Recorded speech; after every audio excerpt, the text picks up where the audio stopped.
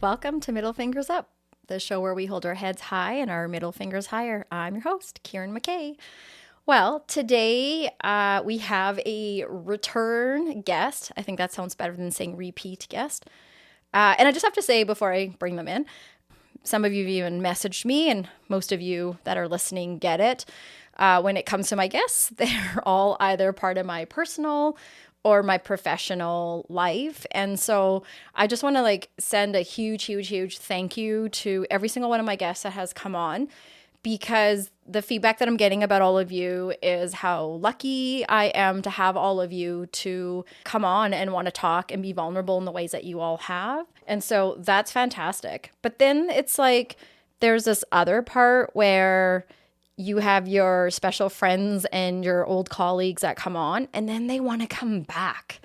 So that's like the true test that if they come back, then, you know, they're not just pretendingly being nice to me. They genuinely think this thing is awesome. So the person that I'm about to reintroduce today is the lovely registered clinical social worker, Angela Hick, that was here with me a few episodes ago, episode 5. So welcome, Angie. Yeah, thanks. It's been great to have you come back. Yeah, thanks. It's exciting to be back. And yeah, you didn't coerce me or force me. I'm here under my own free will. Thank you for just saying it on your own so people don't think that I bribe you all to come. No, it does mean a lot because, well, I don't know, have you gotten any feedback about episode 5 where we talked about parenting and attachment and all the things in between? Yeah, I think it's all been people that I know, the same kind of thing, and just saying that they found it was really impactful. Other therapists or mental health professionals saying we want to have some of our clients listen to it, that kind of thing. And they just, I think, appreciated my vulnerability and to you for opening the conversation. So, yeah. That's lovely. That's along the lines of what I've gotten. I've had a few people, and I just have to share a couple of these people that reached out. So after episode 5, my very first email to info@MFU podcast was from my father. So Verinder Randawa has a huge appreciation for you. Oh, really? Immediately after that episode, he sent me this lovely email and just talked about how he wished he had some guidance from someone like you when my mom were parenting. And, in episode, I think it was 7, my friend Mina and I, we talk about how we love our parents no matter what. I hope my kids feel the same way too. When you're parenting, you think you're doing the best you can. But it's really nice to see my parents after every episode. My mom's my biggest fan. Literally after every episode, it's that's my favorite. That's my favorite. But both of them have talked about just that, being able to have that level of awareness. And they've both been sharing with others, you don't have to be parenting to listen to that episode, that you talked a lot about just this level of attunement to self and awareness to self. And whether we are parents or not, that awareness can really help us day to day in all sorts of relationships and moments. So people were really appreciative. And then I have one more cute story. Okay. So this is a shout out to Sanjean.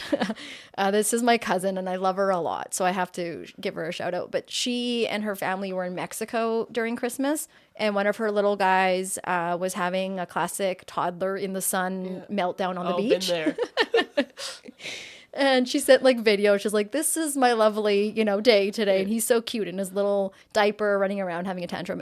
But she had messaged saying that episode was really resonating and helping her bring back some of the feedback that you talked about in that moment while she was parenting. So I think that's two people right there, and many more really nice things I've heard from people. And so I'm just so glad you're back, because all the other feedback has been around how you talk And I think sometimes one of my little sub mini goals is for those of us that haven't entered the counseling world to hear from therapists and kind of get the sense like you guys are normal everyday people. Yeah, often messes. I think I said that last time too, but because you can be scary. It can be scary to go meet someone and talk about all your deepest, darkest secrets that no one knows about.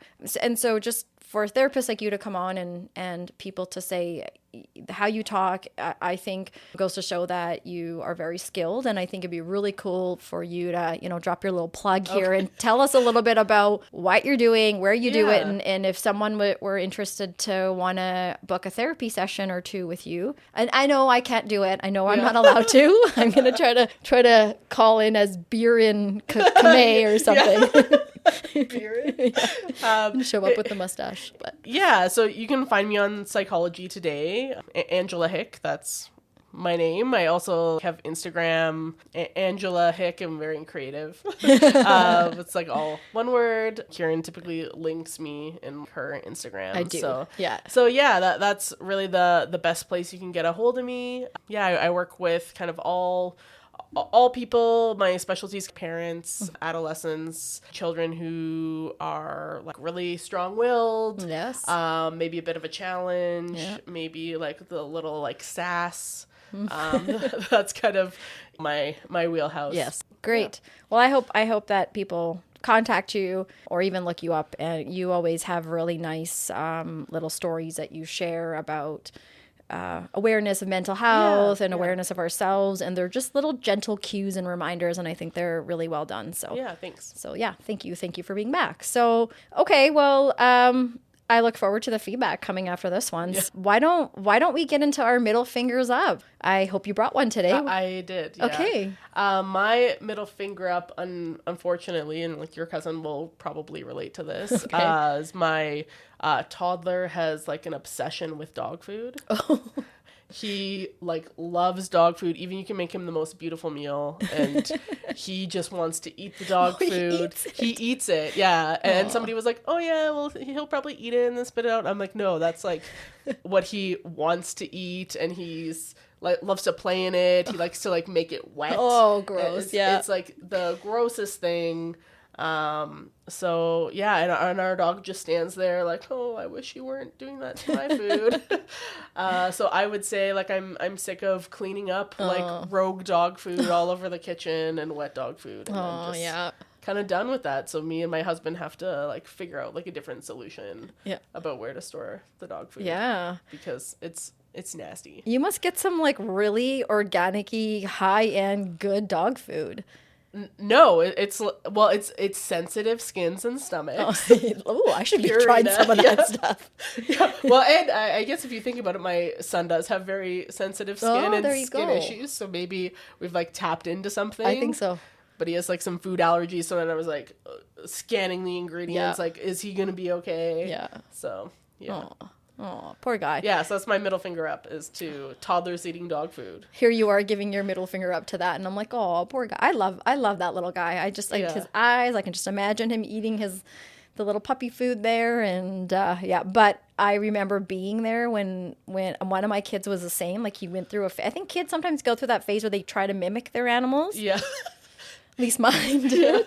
And he wanted to be our pug, and he would do that a lot. But he wouldn't eat it. He would because the Castor's water and food bowl was next to each other. So he'd put the dry food in the water because it expands, right? It gets like bigger, like cereal, like little corn it's like a little water station. Yeah, it is like a little place. Look at that. Maybe it's a sensory table. Yeah. Maybe it's sensory related. And she's a big dog. Like she's like 65 pounds. So it's raised. Oh. So it's like at a comfortable level to do your little dog food experiments. It's like those special work desks that people have where they stand and do their work, the whole ergonomic thing, right? There you go. Well, that's a good one. Yours was a good one. Mine's a little serious today, so I'm going to just kind of, but I do feel like it's important to talk about. So I was watching a video on social media. So this young woman, she's Punjabi. She moved from India to Surrey.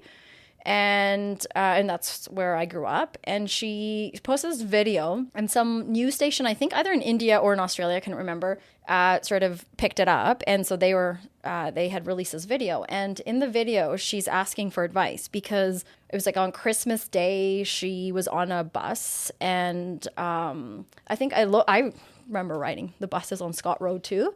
And a few Indian guys as well, like there's 3 or 4 of them came onto the bus and kind of like started to give her some weird vibes. And so once they sat down, they didn't know that she could speak Punjabi. And so in our language, they were sort of figuring out how they can, like, what's the best way to sort of harass her? Like, should we take her a photo? Should we video her?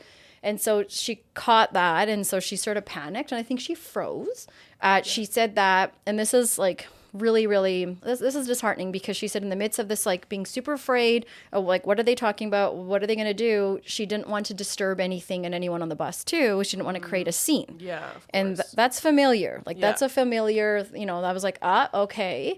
So she's a victim in something, and yet she doesn't want to create a scene. And then they started to videotape her, so she sort of like moved her head away to not get taped. And so anyways, in this video, she says she immediately, when she got off the bus, like she called her friend, and this was a male friend, and she told him, like she was panicked and scared, didn't know what to do. And so, okay, so for everyone listening and for you, Angie, if your friend is calling you distressed and about this incident that I just, talk about on the bus, and so you pick up the phone, you say hello, and they tell you this, what is the first thing you're going to say to this friend? I'm so sorry that happened to you. Okay. That's not okay. Yeah. Okay. Yeah, it's totally. it's not acceptable. And like, what is wrong with those men that they thought it was okay to do that? Right.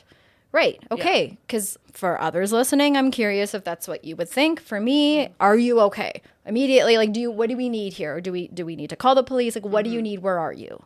Yeah. Unfortunately, her friend's response was, so like, what were you wearing? Were you wearing shorts? Were you wearing a really short skirt? And this poor girl had to defend herself in the moment. And she probably didn't need to, but we've all been there. Many of us, have been there. And many of us immediately go to this place of, no, I was. And so she has a picture. She, in this little news Christmas feed. days in like a Canadian in winter, city. Right. Yeah. So she's got a full-on sweater and pants on. And it doesn't matter what she's wearing. She could be naked. She could be, exactly. Yeah, she could be naked on the bus. That's right. Right. And so like for these guys to think that they have this level of power and it's okay to treat a human being as if they are not a human being, it's disheartening. And it makes it, in some ways, actually, now that I think about it, it's kind of on the same path to what you and I want to talk about today, which is about, boundaries and how can parents teach their young children and prepare them as children. And how can these sorts of boundaries also help us as we get older? Because this poor thing is asking, like, what do I, to everyone, she went viral. She's like, what should I have done? And what should I do? And so when you hear someone say that, you think, okay, like, obviously, I would think, and I don't mean to say obviously, but I would guess that she doesn't have closure. Yeah. She's reaching out, and she clearly doesn't have a close-knit community if she feels she has to go online and go viral to reach out to people for, like, it just, you break it down and you think that's really sad that she's left thinking she did something wrong. When that in fact wasn't it at all. And bystanders are so powerful in these situations. Yeah. There's so many ways that we've all probably been in a bystander-like situation where, and by that I mean we're around. Maybe there's people sitting on the bus. That phone call, like, what to be mindful? Somebody's in a stressful state. How do I respond to them? I think there's all sorts of moments, and when something like this happened, where there are potential opportunities, not always, but potential opportunities to be helpful. And it's just sad that she was kind of left to her own. Yeah, and I think with if you know someone in your life who's kind of prone to that kind of behavior or tells you a story about that, our culture is changing so much with the way we perceive sexual assault, the way we perceive sexual harassment, the stuff that was like whatever 20 years ago, 10 years ago, even like 5 years ago is no longer permitted. And I think, Like, what do you mean by that? so I think we used to talk about like, oh, what were you wearing? Boys will be boys. If a boy's rough with you, it means he likes you. And we're more permissive of that type of behavior. And I wonder what would have happened on the bus if somebody said like, hey, not cool, leave it alone. You know, asked her like, are you okay?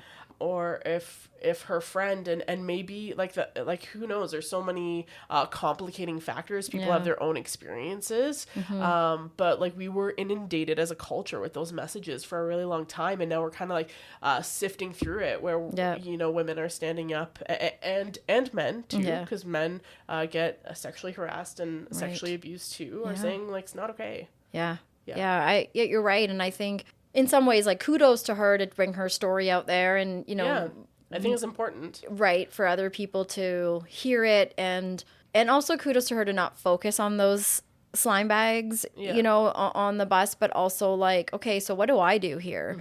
How do I prepare? I've you know, moved here from a different country, right? And like, I thought this place was safer, right? And so I just think I'm a mom of boys. You have a little guy, and I think as parents, we have a responsibility to talk to our children, to teach our children as young as possible, and then to make it part of our culture. It's not like a task where we say, okay, do this, and then we never talk about this. Is you know, we talked a lot about when you and I were talking, we talked a lot about different developmental stages with the brain.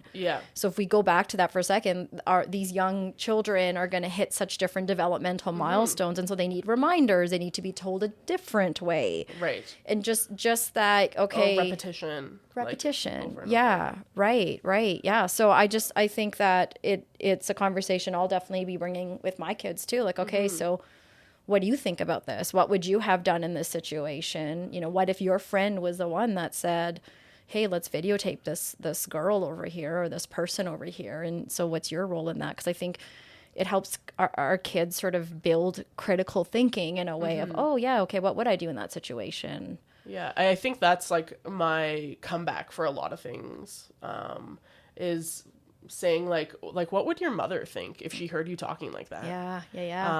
And you know, maybe that doesn't land, and maybe, but it like snaps you back to like, this is a woman, and you're from a woman, and you have hopefully relationships with women that are positive, maybe not, but it puts it into perspective. And I think you have power as a mother to talk to your son about like, here's how it would impact me if I heard that you were engaging in that behavior on the bus. It would break my heart. And I've had those experiences. I think we would be hard pressed to find women who hadn't had an experience where they were scared. Absolutely. And worried about being sexually assaulted. It's like a common thing we face as women. And I think, you know, not talking about it doesn't really serve anybody. And I think the pervasive nature of that kind of behavior in our culture, even in the past and, you know, currently, I think it's also probably happening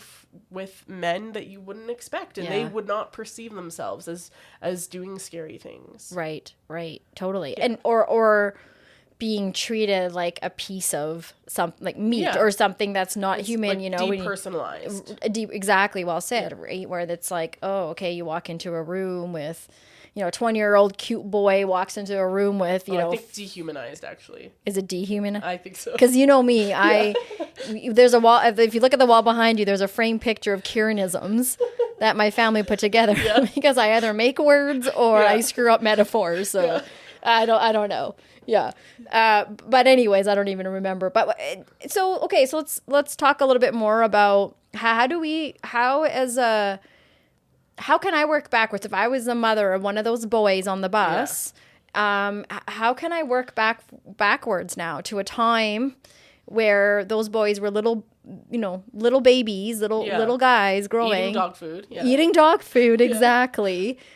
How as a parent could I, or a caregiver, help prepare my son or my daughter, my child to make healthy decisions, have healthy boundaries. Yeah. Well, I think like there's parenting to prepare, parenting to protect. Oh. It's like two separate things. Parenting to protect is like the more safety-based stuff. Okay. So, parenting to protect, if I'm walking to the park with my little guy and he goes to like dart into the street, I protect him by like grabbing him and like, you know, it's often not gentle because it's not make a good choice and come back. No, safety. Yeah. So it's focusing on safety, limiting harm. But the thing is, if you spend too much time there, then your child isn't really prepared to navigate life, circumstances, whatever on their own. And so you have to go this like back and forth between, especially as your child gets older. So if you looked at my house, I have a lot of like, child-proofing, and that is parenting to protect. Right. By the stairs, cupboards. Soon to be the dog food. But, I have this child-proofing, but then eventually, like, that has to come off. Yeah. And we have to talk about, like, you don't play with the chemicals. And I'll decide when that's appropriate and when he can manage that in a different way. I don't foresee myself having a 25-year-old son with childproofing with the chemicals. Hopefully, right. Yeah. Maybe the pantry because he's getting into some other substances.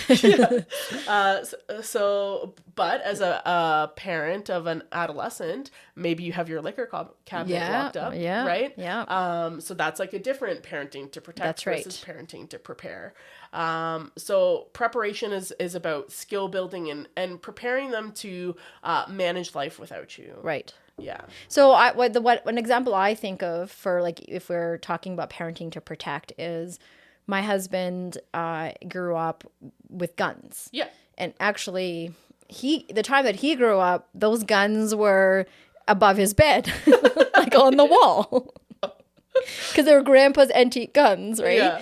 And as you said, in time we change, and so the time that we're raising our kids in, we have now, we have a storage, like a gun unit, and there's regulations about how exactly it all gets stored. Right, and he's done his course, and now my son, my oldest, has recently done his hunting course, and but before that, I appreciated because boys, I've had friends that are, especially friends that don't have boys, are like, oh, these kids are always playing with guns, and guns are bad, and I'm like, you can take those guns away from them, but they will make it with their own fingers. Like guns are part of boys. That's just the way it is. But what I appreciated my husband's always done is, from a little age, really taught the boys with their Nerf guns, like guns are pointed at targets, not at people, so it starts young. And, and even though every now and then they think it's funny to scare mom with, because I hate these Nerf guns and stuff. I never want to get hit with them. But, and my brother too, when he moved in, was nannying with the kids, same sort of thing, like teaching them the safety around it. And so when you talk about teaching to protect, is that sort of what you're talking about? Like, okay, so there are ways to do safe things. Here's how you do it. Versus parenting you mentioned to prepare. Or is that more parenting to prepare? I think taking a stance of absolutely there's no guns in this house. That's more to protect. To prepare would be like under these parameters. Okay, right. Or let's say, like, I am willing to bet that if the kid is not listening to the parameters about, like, you don't shoot people, he probably loses his Nerf guns for a period of time. So there's consequence. Because that would happen in the real world. Yeah. You break the law with a gun, something's going to come out of that where you're going to get charged or whatnot. Yeah. So, okay, that's interesting. So I wonder, as a parent myself and as a child that was raised in a culture of fear, we did a lot in growing up. And again, I always go back to, right, like a lot of our parents came from a different country. They're learning a new country's way while kind of grieving their own, what they've known, and trying to grow accustomed to the new ways. But those of us that are first generation, we're gonna learn the ways of the country we're growing up in faster than our parents. Yeah. And so it can be difficult because you biologically and developmentally as a child need to be socialized and have these play dates, quote unquote, and have friends come and kids hang out with friends. And a lot of times growing up, your friends, for a lot of like the Indian culture, your friends are your cousins. And you still learn to socialize with your cousins and stuff, but having friendships and those kinds of things, or for some parents going to the length with their daughters, like you can't talk to boys ever, you don't talk to boys at school, you don't look at boys. And so at an early age, a lot of little girls think boys are wrong completely, and sometimes at that age they are because they have cooties. But for a lot of those, it's like, oh my gosh, I can't look. So now I'm creating this like little complex in my kid, potentially of saying, okay, you can't talk to boys, you can't look at boys, or you can't do this one thing.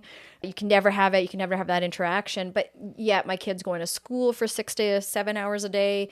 My kid is going out in the world and going to be faced with these kinds of things. And so again, going back to those boys on the bus, what are some things that could be missing for those by the time they get to that level that as a parent, maybe I've missed? Well, and I think you have less influence as a parent, the older that they get, and especially if they're spending less time with you. Right. So I think one of the important things is to talk to kids about like body autonomy. And it's complicated because there are certain expectations that we have about parents, that kids don't get to be autonomous about their bodies because we're responsible to make sure that they're taking care of themselves, their health. Like my son hates brushing his teeth. He'll do like anything to avoid it, and we have to like force him to do it, and that's not body autonomy. But also that's me knowing that we have to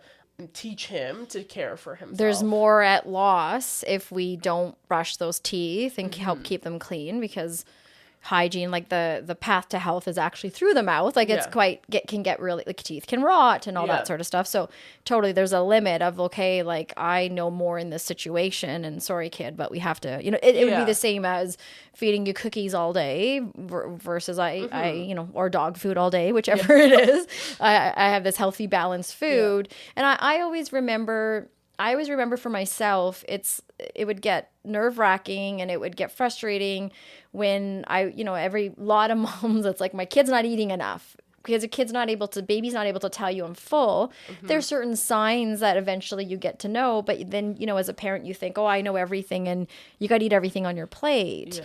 And so I always remember kind of gauging for myself, okay, my job is to decide what he's going to eat. So all the healthy food groups that he needs, when he's going to eat it, where he's going to eat it. So you're in your little, what are those high chairs? Oh my gosh, it's been a minute. I forgot.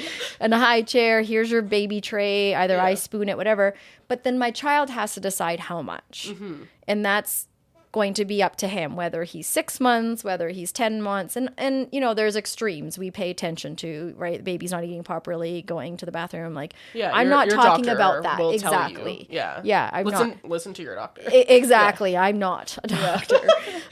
Never played one on TV either. But so, there, like, is that do I get a gold star for that example? Is that a good example? Yeah. Sort of what we're saying, like, okay, so there's a limit, because I think that overprotecting comes from the control. Like, I'm worried that my kid's not going to get enough of this. My kid's going to get too much of that. And so I'm one extreme to the othering. And parenting is all about building capacity, and building skill, growth, helping them make the right choices, so that when they're faced with two friends on the bus being really influential, saying, then that kid has the confidence. He doesn't need his mommy saying, okay, it's not blah, blah, blah, it's not time, that's not okay. Yeah. Where he can look inside himself and stand up and say, like, hey, this is kind of like messed up. Yeah. Like, why are we doing this? Yeah. Like, you guys are weird. Yeah. And then moving away from those friends, or maybe coming home and talk. I don't know the age of, it sounds like it was men. Hey? Yeah. Like, I think they were in their early 20s, I'm going to guess, but I don't know. Maybe older, like, I'm not sure. If it was an adolescent coming home and saying, like, hey, mom, I had this, like, really weird, like, my friends want to do this on the bus, and I was like, I felt weird about it. And then having a parent who doesn't freak out, is like, oh my gosh, like, maybe that might trigger something in you as a woman, but regulating yourself, we talked about that last time, and saying like, okay, what was it about that made you uncomfortable? And having that open dialogue, and that is going to build capacity so that you can have a child who's like a good citizen, who is kind and respectful and doesn't hurt other people, and that's kind of the goal. And you can't do that by doing it for them. You have to build in that capacity to make decisions. So I like to start with children's books because it will have like a social story. They're often repetitive. You can present the information more than once. It's visual. So, yeah. It sticks with kids. And so anytime, like right now, we're on the hunt for and it's free because it's from the library. Like the Calgary Library doesn't cost you anything. Right. So we're looking for something about teeth brushing, but you could find something about consent, being kind, bullying, parental divorce, like grief. Yeah. Like there's such a vast number of children's books, and you could ask your local librarian. The Calgary Public Library has like an app that you can search different titles. So I think that is my place to start with smaller children. But even like I found this book, it's called Consent for Kids, Boundaries, Respect, and Being in Charge of You by Rachel Bryan. And it's actually a graphic novel about consent. So it's like for older kids, maybe the age your guys are at. It's visual, it's fun, it's light, but it's factual. Right. I think that's one of the most important things. Yeah, and what I like that you said just before you talked about this book too is the capacity building. If we can just go back to that for a second. So Carrie and I and another friend, we were just having this like parent, feel bad for me moment together. Like, those are important. We were all like sucking at parents. And we were talking about when you can catch it, right? Because you and I talked about this last time too. Like, if we can remember to teach as much as we can. Yeah. And what happened the other day, our son was experiencing something for the first time. Yeah. But I think what happens as parents, as adults, is we forget we've already learned that lesson 100 years ago. Yeah. And so then that natural instinct is to just get mad and annoyed. Like, why are you doing that? Yeah. Like, why would you think that would be okay? And it's like the minute those words come out of your mouth, you're like, why would you think it was okay to ask that question? Because if this kid thought it was okay to do that, if he knew better, he would do better. And so Carrie and I had to remind ourselves the other day, our younger one had a big learning lesson about, online presence. Oh, yeah. And and immediately we're both like, teachers. We're teachers. We're teaching because we're trying to not go to that place of being frustrated, but it's a really good reminder. And I like that you brought that up. It's building capacity when we can have learning moments and teaching moments with our children. Those things stick better than coming from that fearful place of you're going to get in trouble. The police are going to come find you. You'll never have friends or whatever it is, that we're trying to scare them with, because that only lasts so long. Well, and I think like I've been reflecting on this as I have been working with families, and there's this like emphasis on like, what is the punishment? My kid makes a mistake. What is the punishment? And I'm like, is that even the goal? Like punishment, it's like an aversive thing. It feels yucky, but we also know we need to teach our kids limits. You can't do nothing. Yeah. But does it have to be punishment, something that like hurts? Right. And so I think with punishment,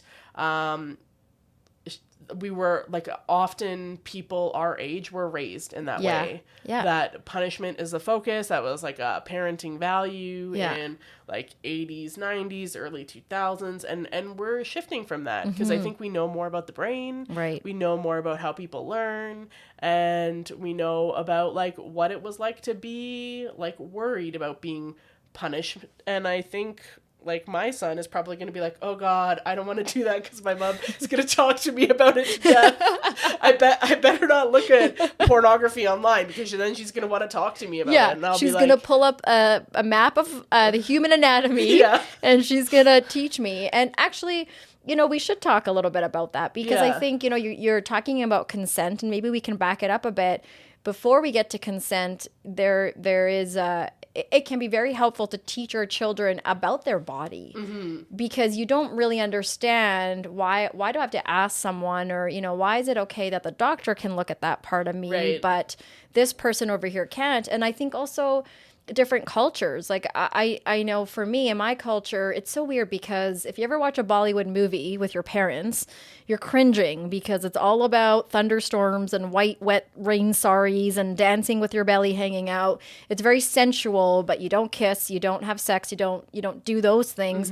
But yet we in some ways are a very sensual culture, yet it's so repressed. Right. And so we don't, like, I never had the story of, the teaching of the birds and the bees, like, and many of us, and I don't even know for you if that happened, but I know for many of us around my age, we didn't have the internet the same way the kids do. So we had to go find the encyclopedia.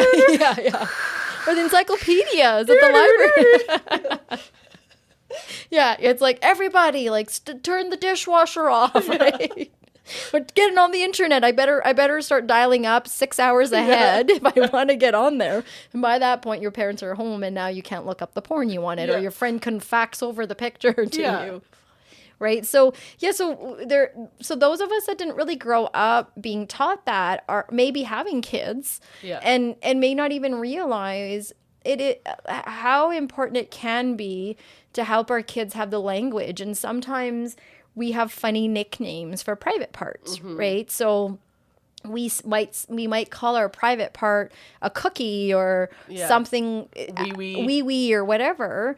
But then I think that can also be confusing for kids. Should something inappropriate or bad happen to them, then how are they going to be able to translate that and talk about, okay, this is actually not a cookie, this is my penis, or this is my vagina, this is my private part. And we miss that step. And then, I wonder, again, back to those boys on the bus. Like, I can't guarantee anything, but I could imagine from my experience that those boys were never taught about the importance and how to respect their private parts, let alone others, right? It's like, you just don't touch yourself ever. Yeah. And, and then when kids are at the adolescent age of biologically needing to have a self-release and masturbate, oh dear God, right? Like, that's not allowed, but biologically it's like, sometimes that's necessary. So it gets messy over the years, from a kid to adolescent, as you get older, and we can talk a little bit later about what happens when we get older. But just to go back to some of that, if we can talk a little bit more about what are some ways that as a parent I can start to be comfortable to start talking to my kids about their anatomy. Yeah, like I think the reason why parents don't do it is because they're uncomfortable, and there is this kind of idea of innocence, and that if you were to talk to your kid about sexuality, that it's like taking away their innocence. And we talk about, like, children who have been sexually violated as, like, damaged potentially. There's like these weird ideas about, like, it's, or like virginity being something like finite, and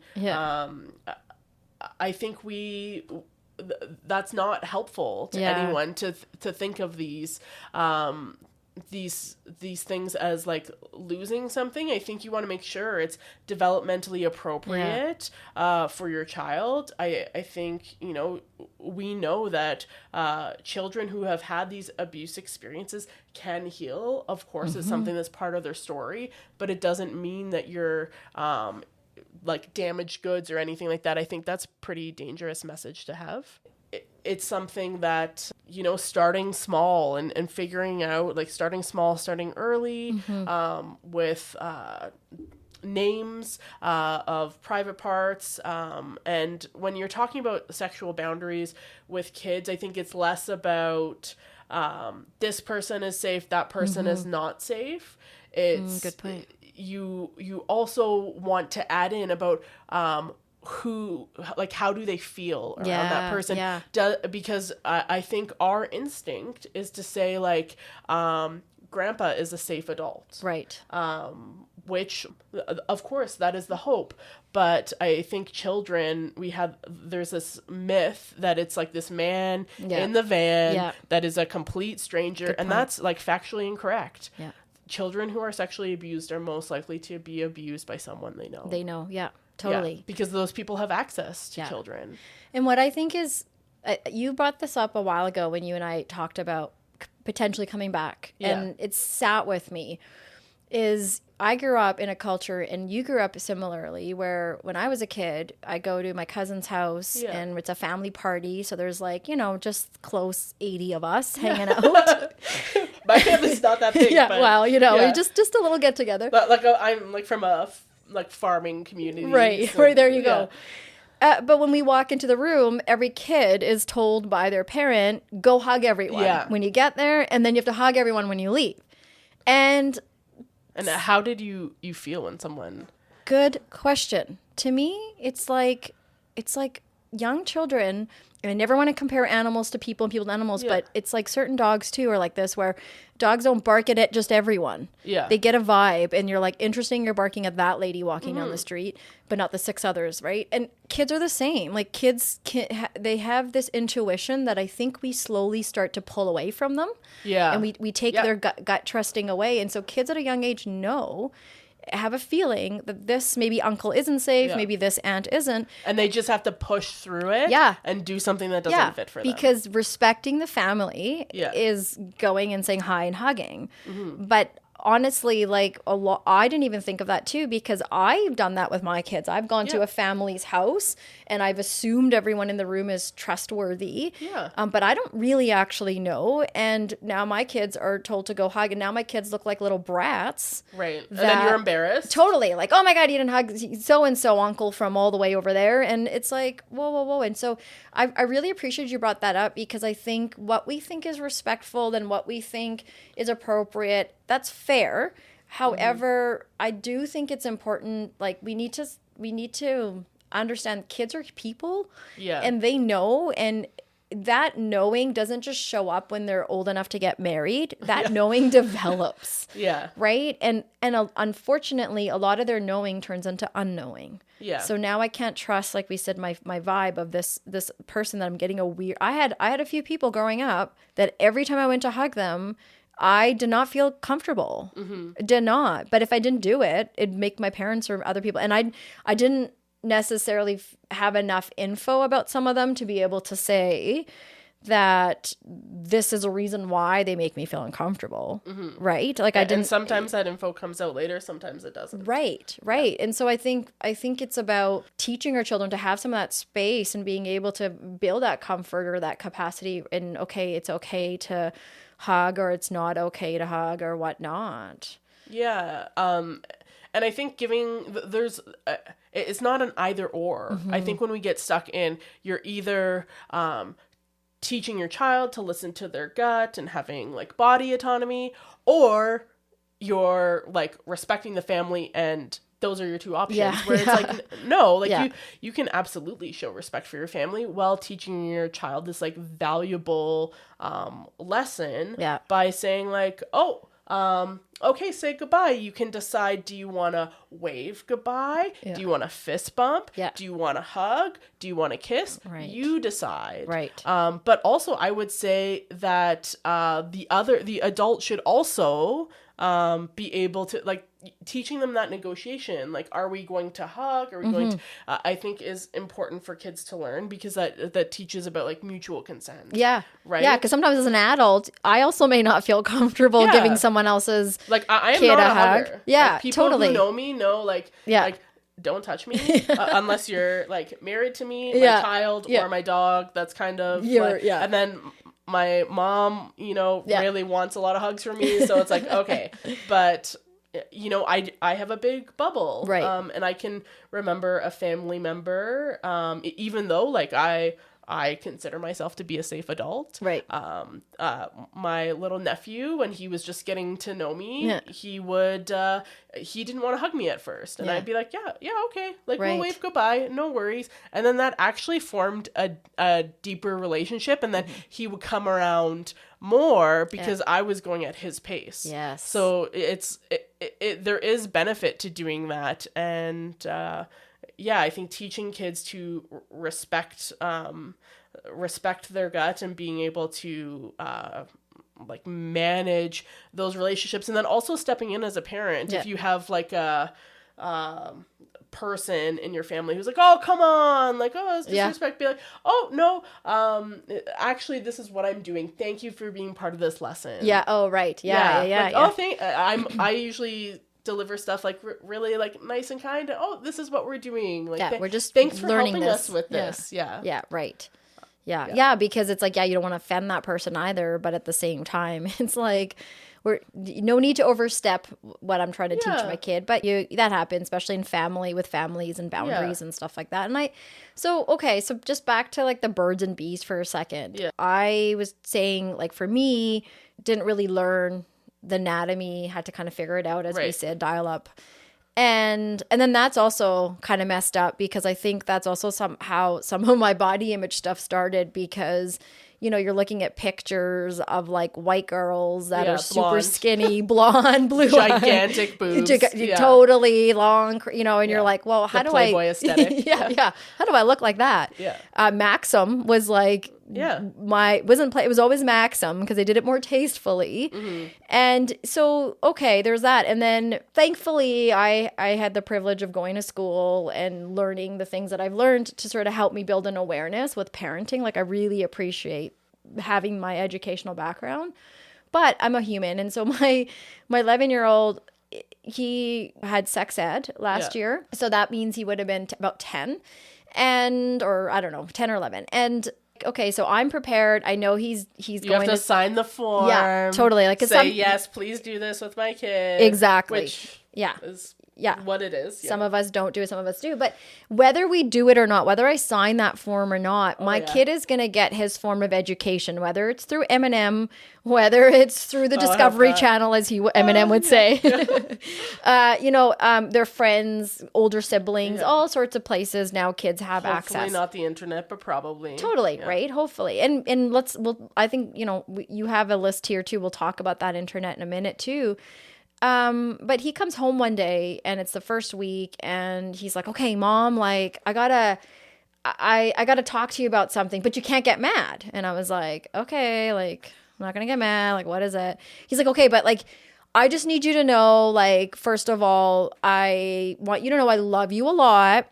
And when I'm a teenager, I'm going to, I have two things to tell you, Mom. Okay. But when I'm a teenager, one, I'm going to go through hormones. It's something called hormones. I'm like, oh, okay, good to know, hormones. And these hormones might make you hate me, and they might make me hate you, because I'm just going to have a lot of anger issues and all these sorts of things. But I still love you, and I just need you to know, like, just help me get through that when I'm a teenager. And so I'm like laughing. I'm like, okay, buddy, you're so cute. Thank you for apologizing ahead of time. Yeah. I'll remember this conversation when you do all the things that you say, all the things I said. Right? Yeah. And then he's like, and the other thing, I'm like, okay. He's like, so he starts telling me about, so there might be times, and you can't get mad at me, where I wake up in the morning and we're going to have to change my bed sheets. And I was like, okay. And he's like, because there's something called wet dreams. So they're learning all this stuff, and they're learning the lingo in a way that's more natural. Mm-hmm. And so he tells me about wet dreams and how that happens and all this stuff. And so what I find fascinating with all this is that he's soaking it up, because he's really excited to grow up. Like, he can't grow up fast enough. And it's a good reminder to me, again, like, okay, like, how do I sort of stay at his pace, as you said, because he's now had this introduced to him developmentally. This is a good place to start talking about it at this level than maybe I would with his brother. But I gotta, like, also keep in mind, now comes that piece about consent, piece about even your friends when you're a little too close in your friend's space or whatnot, because all these sorts of things are connected to, again, what's okay, what's not okay. In my house, we're really open. The four of us are very, very open. And, you know, we don't really lock doors. We knock, we have privacy, but we don't really have, my kids don't lock their bedroom doors. And we ask them not to right now lock when they go to the bathroom because they're young and God knows what could happen. And they're boys. They could get their head stuck in something and I have to break in to get their head out. So are there some suggestions or some things that you think for some of us parents that maybe aren't as comfortable again? Our kids are learning it, whether it's school or through their friends. And if they start coming to us and asking us some questions, what, because you talked about building capacity. So like, what are some ways I can manage myself and maybe help teach my child about his anatomy and some of the things that might be happening for him? And I think, first of all, like, kudos to you and Carrie that he even came and talked to you about that. Oh, yeah. That is, like, even though you were probably like, oh, really? Like, yeah, it was mind-blowing. I gotta think about my child's semen, like, oh, for real? Like, oh, I know. But two of them. But they came to you and talked to you, and you didn't shut down that dialogue, even though it probably made you uncomfortable. Oh, I appreciate that. So thank you. I think that's kind of the goal, is to keep the dialogue open so that they're asking you and you can, like, teach your child in a way that fits with your family's values, your culture, your faith. All of that, I think, is really important. And I think if it's really uncomfortable for you, I can remember when I started as a therapist kind of dealing with some of these issues, I was like super uncomfortable. Yeah. And I was like, how do I even like I was in a position where I had to ask kids like really personal questions about sexual things they had done that were, you know, society would view as pretty terrible. Right. And have, my job was to figure out how they got to that place. And I think you have to practice. Like, I would practice in the mirror until I could say certain things without laughing, or say certain things without, like, to watch my facial expression. Right. So that I was delivering it in, like, a respectful way that I could be proud of. Yeah. Using the mirror, I think, is really important. Or if you're co-parenting with someone, like, using each other, going back and forth about like, okay, how do we want to approach this? Yeah. And I think, because we know kids, like, sexual development is a important part of development that I think gets overlooked. Like, we focus on emotional development and cognitive development. That's probably the biggest one. And parents want, like, academic development and this progression of skills, and sex is part of that. It is. And I'm glad you brought that up, because as we get older, I mean, there's an example we shared at the beginning with those guys on the bus, but also I've seen it happen in ways that people in their early 20s are starting to get into relationships, and maybe even getting ready with these relationships for marriage, have a very skewed understanding of intimacy, consent, respect, how to be sensual. And it creates all sorts of turbulence in the relationship. Like, through the lifespan. Totally, right? Well, and then there's exactly through the lifespan. I'm thinking relationship, but you're right. Like, hormones, all sorts of things, ups and downs. All these sorts of things build up to that. And I think even substance abuse in my culture, substance abuse, and then the domestic violence, those violent ways to portray sex and relationships, like marriage and all that, like, it gets messy over the years with couples. And all I'm recognizing and wanting to do different, and I think there's people out there too, is, okay, we can start with our own house, and how do we teach our children? Because what the kind of conversation I might have with my son might be different than, you know, a friend having with her daughter. But the hope is that we're all doing that, so when these kids get to school and have awkward interactions, they're done in a way that are supposed to be developmentally, and not in a way that's grooming or trying to hurt someone's, you know, private parts because somebody did that to them and they don't know how to who to talk to about that. Yeah, and I think that's why preparation is important. So that kids have the tools that they need, and like what is the eventual goal of parenting? Like I think about like what is my dream for my son? What is the dream that you have for your boys? I hope he has like a job that he loves. Right. I hope that he falls in love with someone who falls in love with him and cares deeply and has like a meaningful relationship.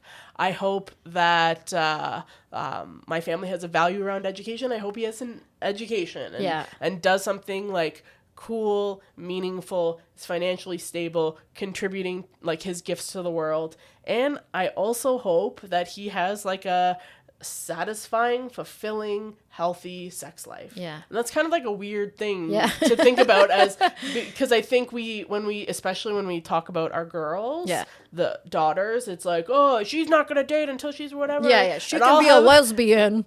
You know, like you hear like dads with their no guys for her. And it's like, I wonder where that's coming from though, Dad.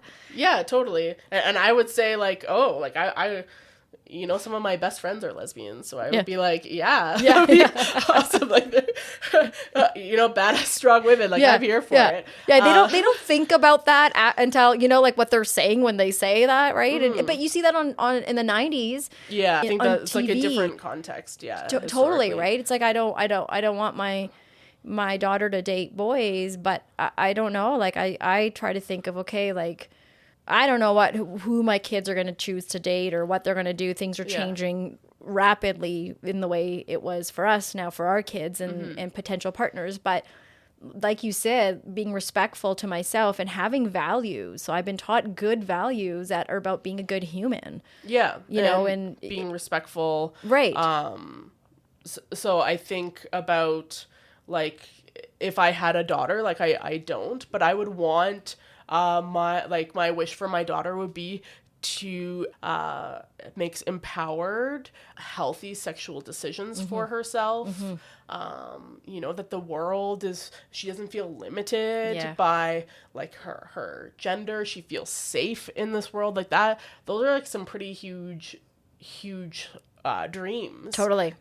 You know, so, I hope one day that's realistic, but that's not, like, we have a lot of work to do as a society.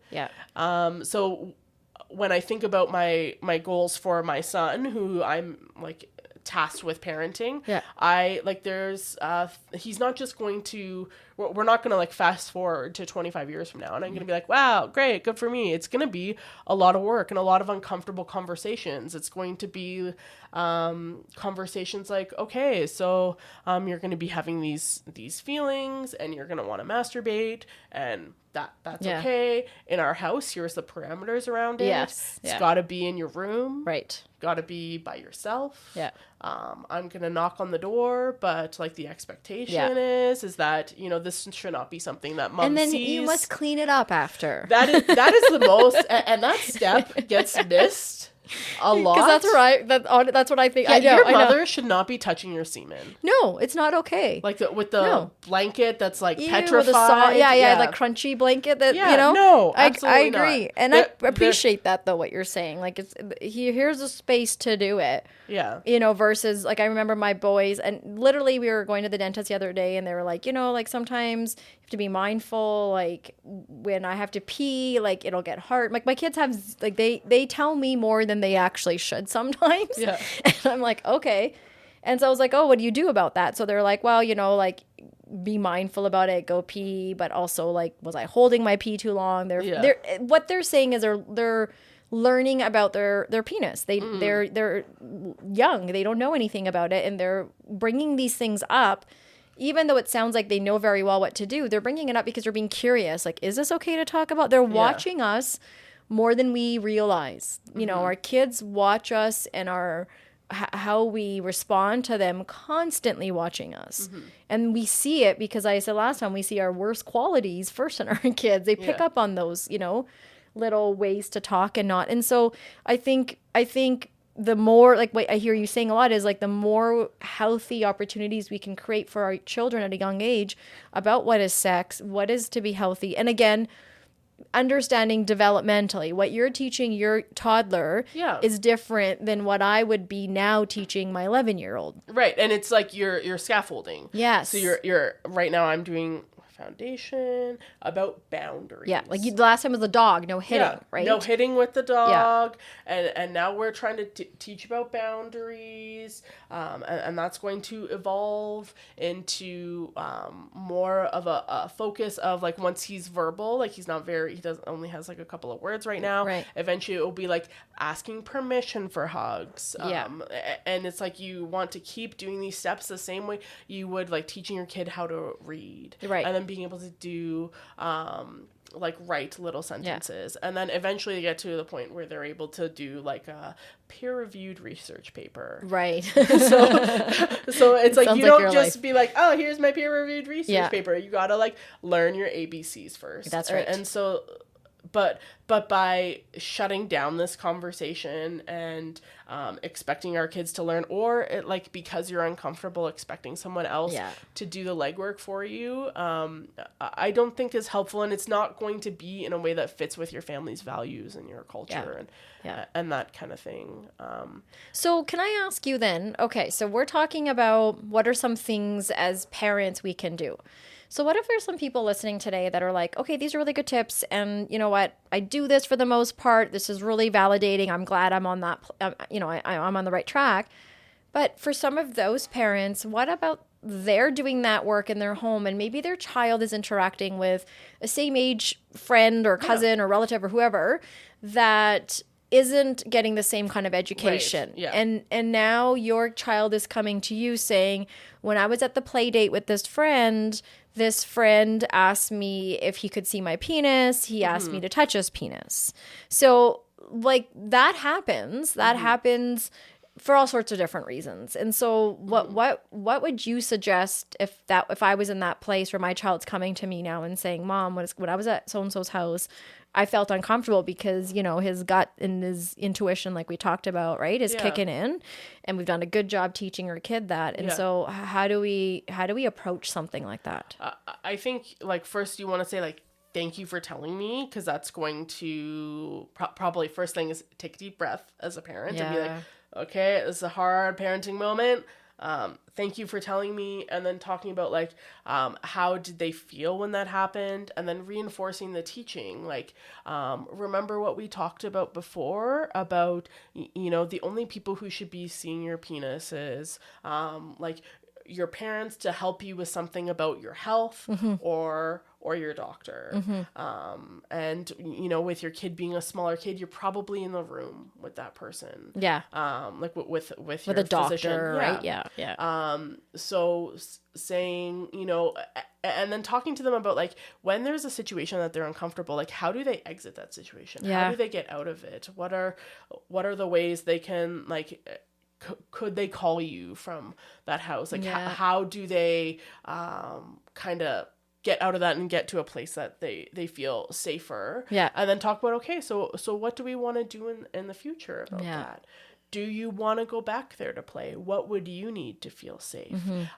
As a mom, here's what I need to feel safe. Right. Or here's what I'm going to do about it. Right.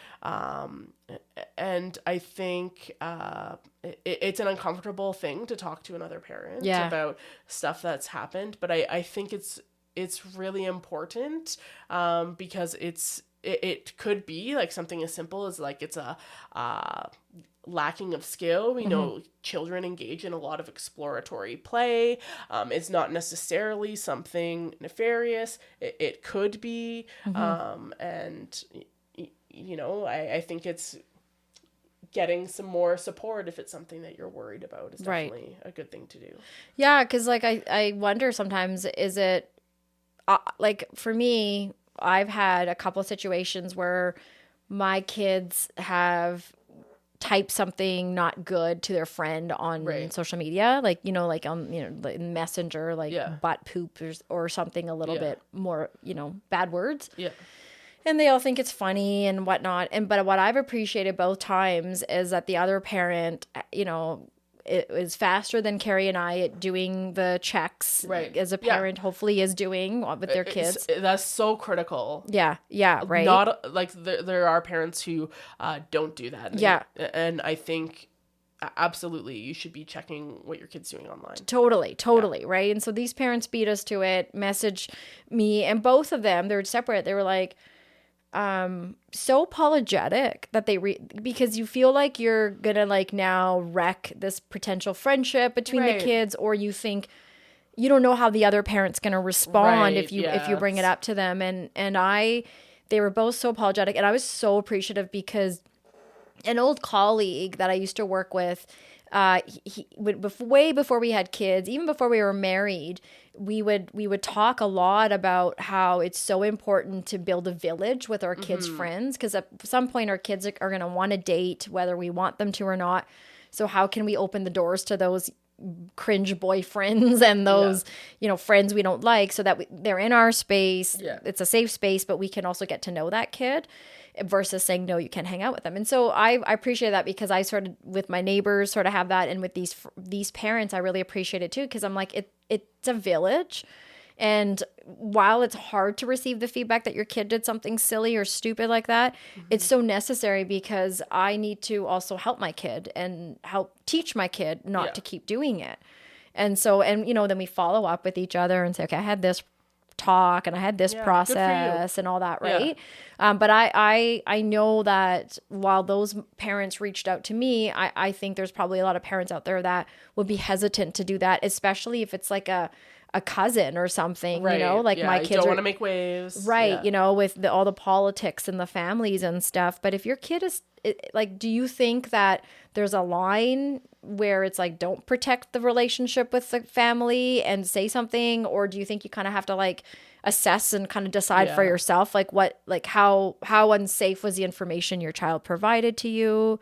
Yeah. And I think you're the one who has to kind of live with that. And I think depending on what the information is, it could be an opportunity for learning, or it could be, and that's parenting to prepare. Like your example of like texting like words are not, you don't want your kid using, or that kind of thing. Or if there's like a disclosure of sexual abuse, that's not a parenting to prepare situation, that's a parenting to protect situation. And I would say that kind of like what we were talking about at the beginning of like this idea that children are kind of damaged if that happens. But we know that one of the most things that you can do to build resilience is having a parent who believes them. And there's no statute of limitations on sexual assault in Canada. And so I think it's better, especially when the person who did the boundary violation is over the age of 12, I think it's better to report it than and to have that process out of the way than, because theoretically you could be way older, you could be sitting down for dinner with your family and having to be something that you did, like be responsible for something you did when you were like 15, 16. Right. And it's better, I think, that it's reported, and then hopefully that's explored. You can get resources in to support. So I think, it really depends on what's happening. Yeah. Now, you made a really good point about the most important thing out of all of this is to believe your child. Yeah. Can we talk a little bit about that? So it can be very scary to hear from a child or your child that something icky just happened. Another kid violated your kid, or an adult violated your kid. And when you say believe your child, some people might be thinking, well, why wouldn't you? But it happens. Oh, yeah. And I think it's like society is changing, hopefully. But a lot of parents will be like, oh, you imagine that, or like I can think of family members who are like the generation above me, where they had something happen, and the family really said, no, like that didn't happen, you were dreaming that. It was really invalidating. And I think teaching kids that like they're believed, they're safe, their parents are their safe place to land, I think is critical. And people who sexually abused children, they often will use things like secrecy, coercion, and so you want to kind of, to protect your kids against that, just say like, hey, there's no problem you could be facing that mom wouldn't want to help you with. Right. You know, and there's like no secret. Yeah. Even if somebody says something scary might happen, if you tell mom a secret, we'll figure it out together because I love you. Yeah. Because there are lots of like manipulation tactics and stuff that people will use, and children are easily manipulated, which is why they are often victims. Right. 100%. And when you were just providing those examples of ways to talk to your kid, I'm thinking about it because Carrie and I get into this sometimes because the line of work that I was in, it's like you see young children being sexually assaulted or sexually abused, and you it's a presenting concern that comes up often when clients it's tied to mental health, right? Totally. But in the grand scheme of things, the population that we're working with is a small percentage. Right. But because for so many years that in the real world as a parent now, when I'm step out of my workplace, to me, like every single, you're like, you told me that thing about like the coach, that you're like the mom who's there, like, haha, like I am a present, attuned mother, and like, look at me in the eyes. I'm watching you. I know, right? Yeah. So I do this with my kids all the time. Like I teach them little strategies and stuff, like when they're going to their friend's house and because I'm just like, it's such it can be a preventable thing. Yeah. And sometimes, things happen, but a lot of times in my perspective, it can be something that I can teach my kids to prepare themselves for. Yeah.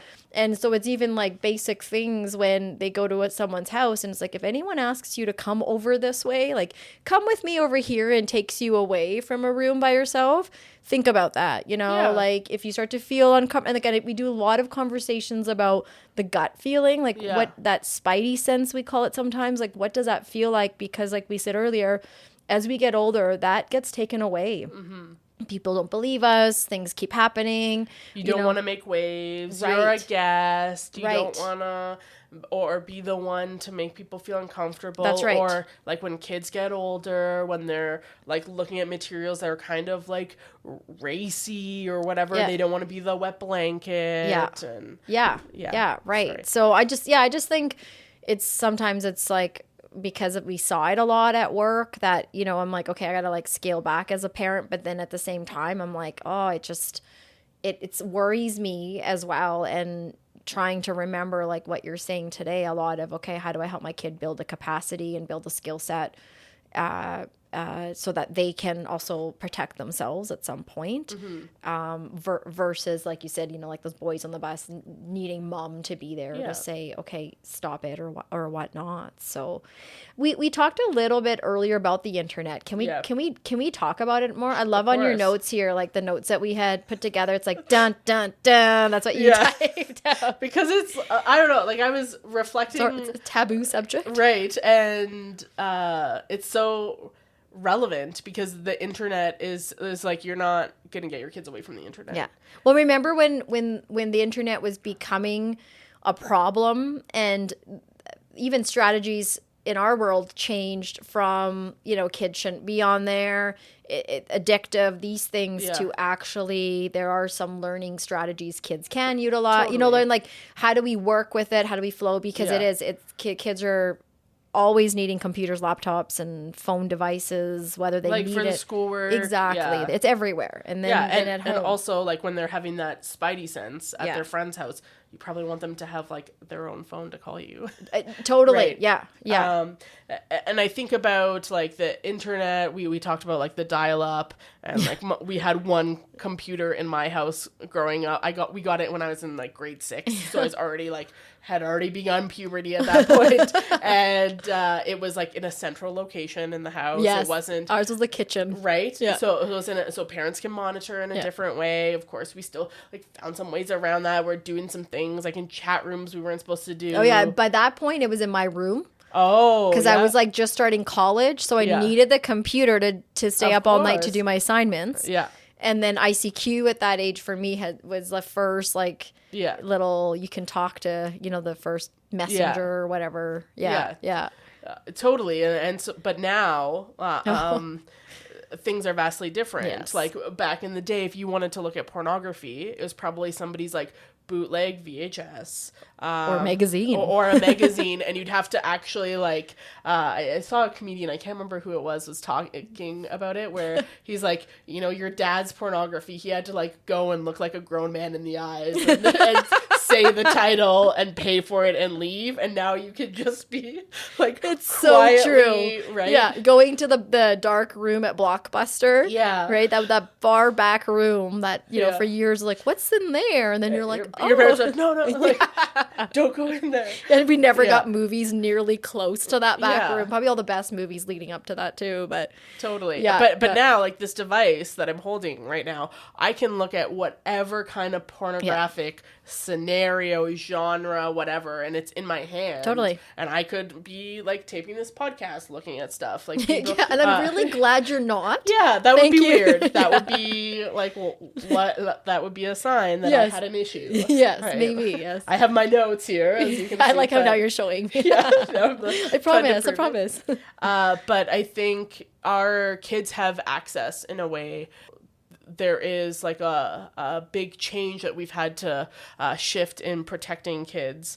And I think we kind of just expect, like we give kids access to these devices, and we kind of expect that there's certain scenarios. And I think about the way that we like prepare our kids to drive. Yeah. Right? Yeah. So you have to like read the book. Yes. And then you got to pass the test. Yeah. And then you are like, you and the person teaching you how to drive, typically it's a parent, not always, is teaching you, you're practicing, and then you go to like a course that teaches you how to drive, and then you're like practicing more and all this stuff, and then you take a test, and then you can drive. Right. And then in Alberta, do they still do GDL? I never had I don't know. We were... I think so. I think they do something. It's not as easy it was when we were 16. But there's like parameters around that license, and then you have to driver. Take, like a new test and blah, blah, blah. And there's this whole like scenario that's like building capacity and skill. Yeah. And that's about like a car, which is like potentially like a lethal thing because it's like a motor vehicle. Yeah. And I think we need to put the same care and attention into internet use devices and preparing our kids because it's not second nature. Yeah. And people online or their peers are really influential. They're slick, manipulative, and can trick them into all sorts of things. And then we find our teens are in situations where they're like, whoa, I didn't know. Like the classic one is your friend or like a potential romantic partner sends you a message of them in like kind of a sexual suggestive thing. Maybe they're not wearing clothes. Yeah. And we don't really like prepare our kids that like if you pass that along to somebody else, like, oh my God, like, look at so-and-so, they're doing this, and you send that to your friend, you are now distributing child pornography. Yeah. You can be like, this is a serious charge. Totally. And I think we're more reactive when that happens, when it's like, you could have prepared your kid by talking to them about that and saying, like, what do you think it would be like for you to receive that message? Because you're probably going to receive some form of sexual content from someone at some point in your lifetime. Like if you have done any sort of online dating, you have to navigate that a lot. Yes. So preparing our kids for that, I think is really important. Yeah. I really appreciate what you're saying, because that's a really good example of, okay, so as a parent, how can I anticipate the things? And the best way to anticipate sometimes is start with, what am I most afraid of? Yeah. What scares the shit out of you? I'm afraid that my kid is going to get taken advantage of by some sex offender online that's going to pose as a 9-year-old in the virtual room. The stranger again. The stranger again, right? And he's going to give my kid all our address and all that. Okay, if I'm afraid of that, how can I prepare my kid? What are some things that I can do to address that with my kid? Maybe we go in the virtual room together. Maybe we talk about there's a plan about all the people we're going to add in our little group chat, and that, you know, so there's going to be parental permissions needed to be able to go live, and, you know, we're going to keep checking those search engines and all those hosts that my kids play on. The sad thing for me is my kids are 11 and 9, and they are already ahead of me with technology. But the good news is my husband, who's good at every single thing in the world, technology is his best friend too. Yeah. And so that's the thing, because my fear is what I've been seeing in the years I was working with 15, 16, 17-year-olds that can't leave their room. Their mental health is through the roof. They're not going to school. They're not sleeping. That's like the biggest thing, is they're sleeping during the day and they're up all night. Yeah. You know, and parents don't feel that they can do anything. And it's hard because parents have to readjust now and kind of undo. And it's not that it can't be done. It's just going to be a little bit tougher by that point, because this kid has had these repetitions of doing these things and being allowed this, let's say, unlimited time. Or, you know, you noticed last time you were here, oh, I see the computers in your living room. Yeah, and I was like, good for you. Well, I'm so scared. So I know what I've seen. So it's like, okay, we started, and I hate it there because it gets in the way of my decor, but because I don't want but it's like, we can watch you, we can hear you, and we're around each other. Like my kids they hear our conversations, they call us up, we pay attention. But now my 11-year-old is, you know, close to being 12. And he's like his dad, they love building PCs. So for Christmas, he got, you know, requested the final boring computer parts. I had to go to Memory Express with my husband, and eventually I was like, I'll just go wait in the car now, because I was like, I can't, this is so boring. All these little parts and whatever. And so they build a computer, and prior to that, for months, we've been doing a lot of work around, because he wants that computer in his room.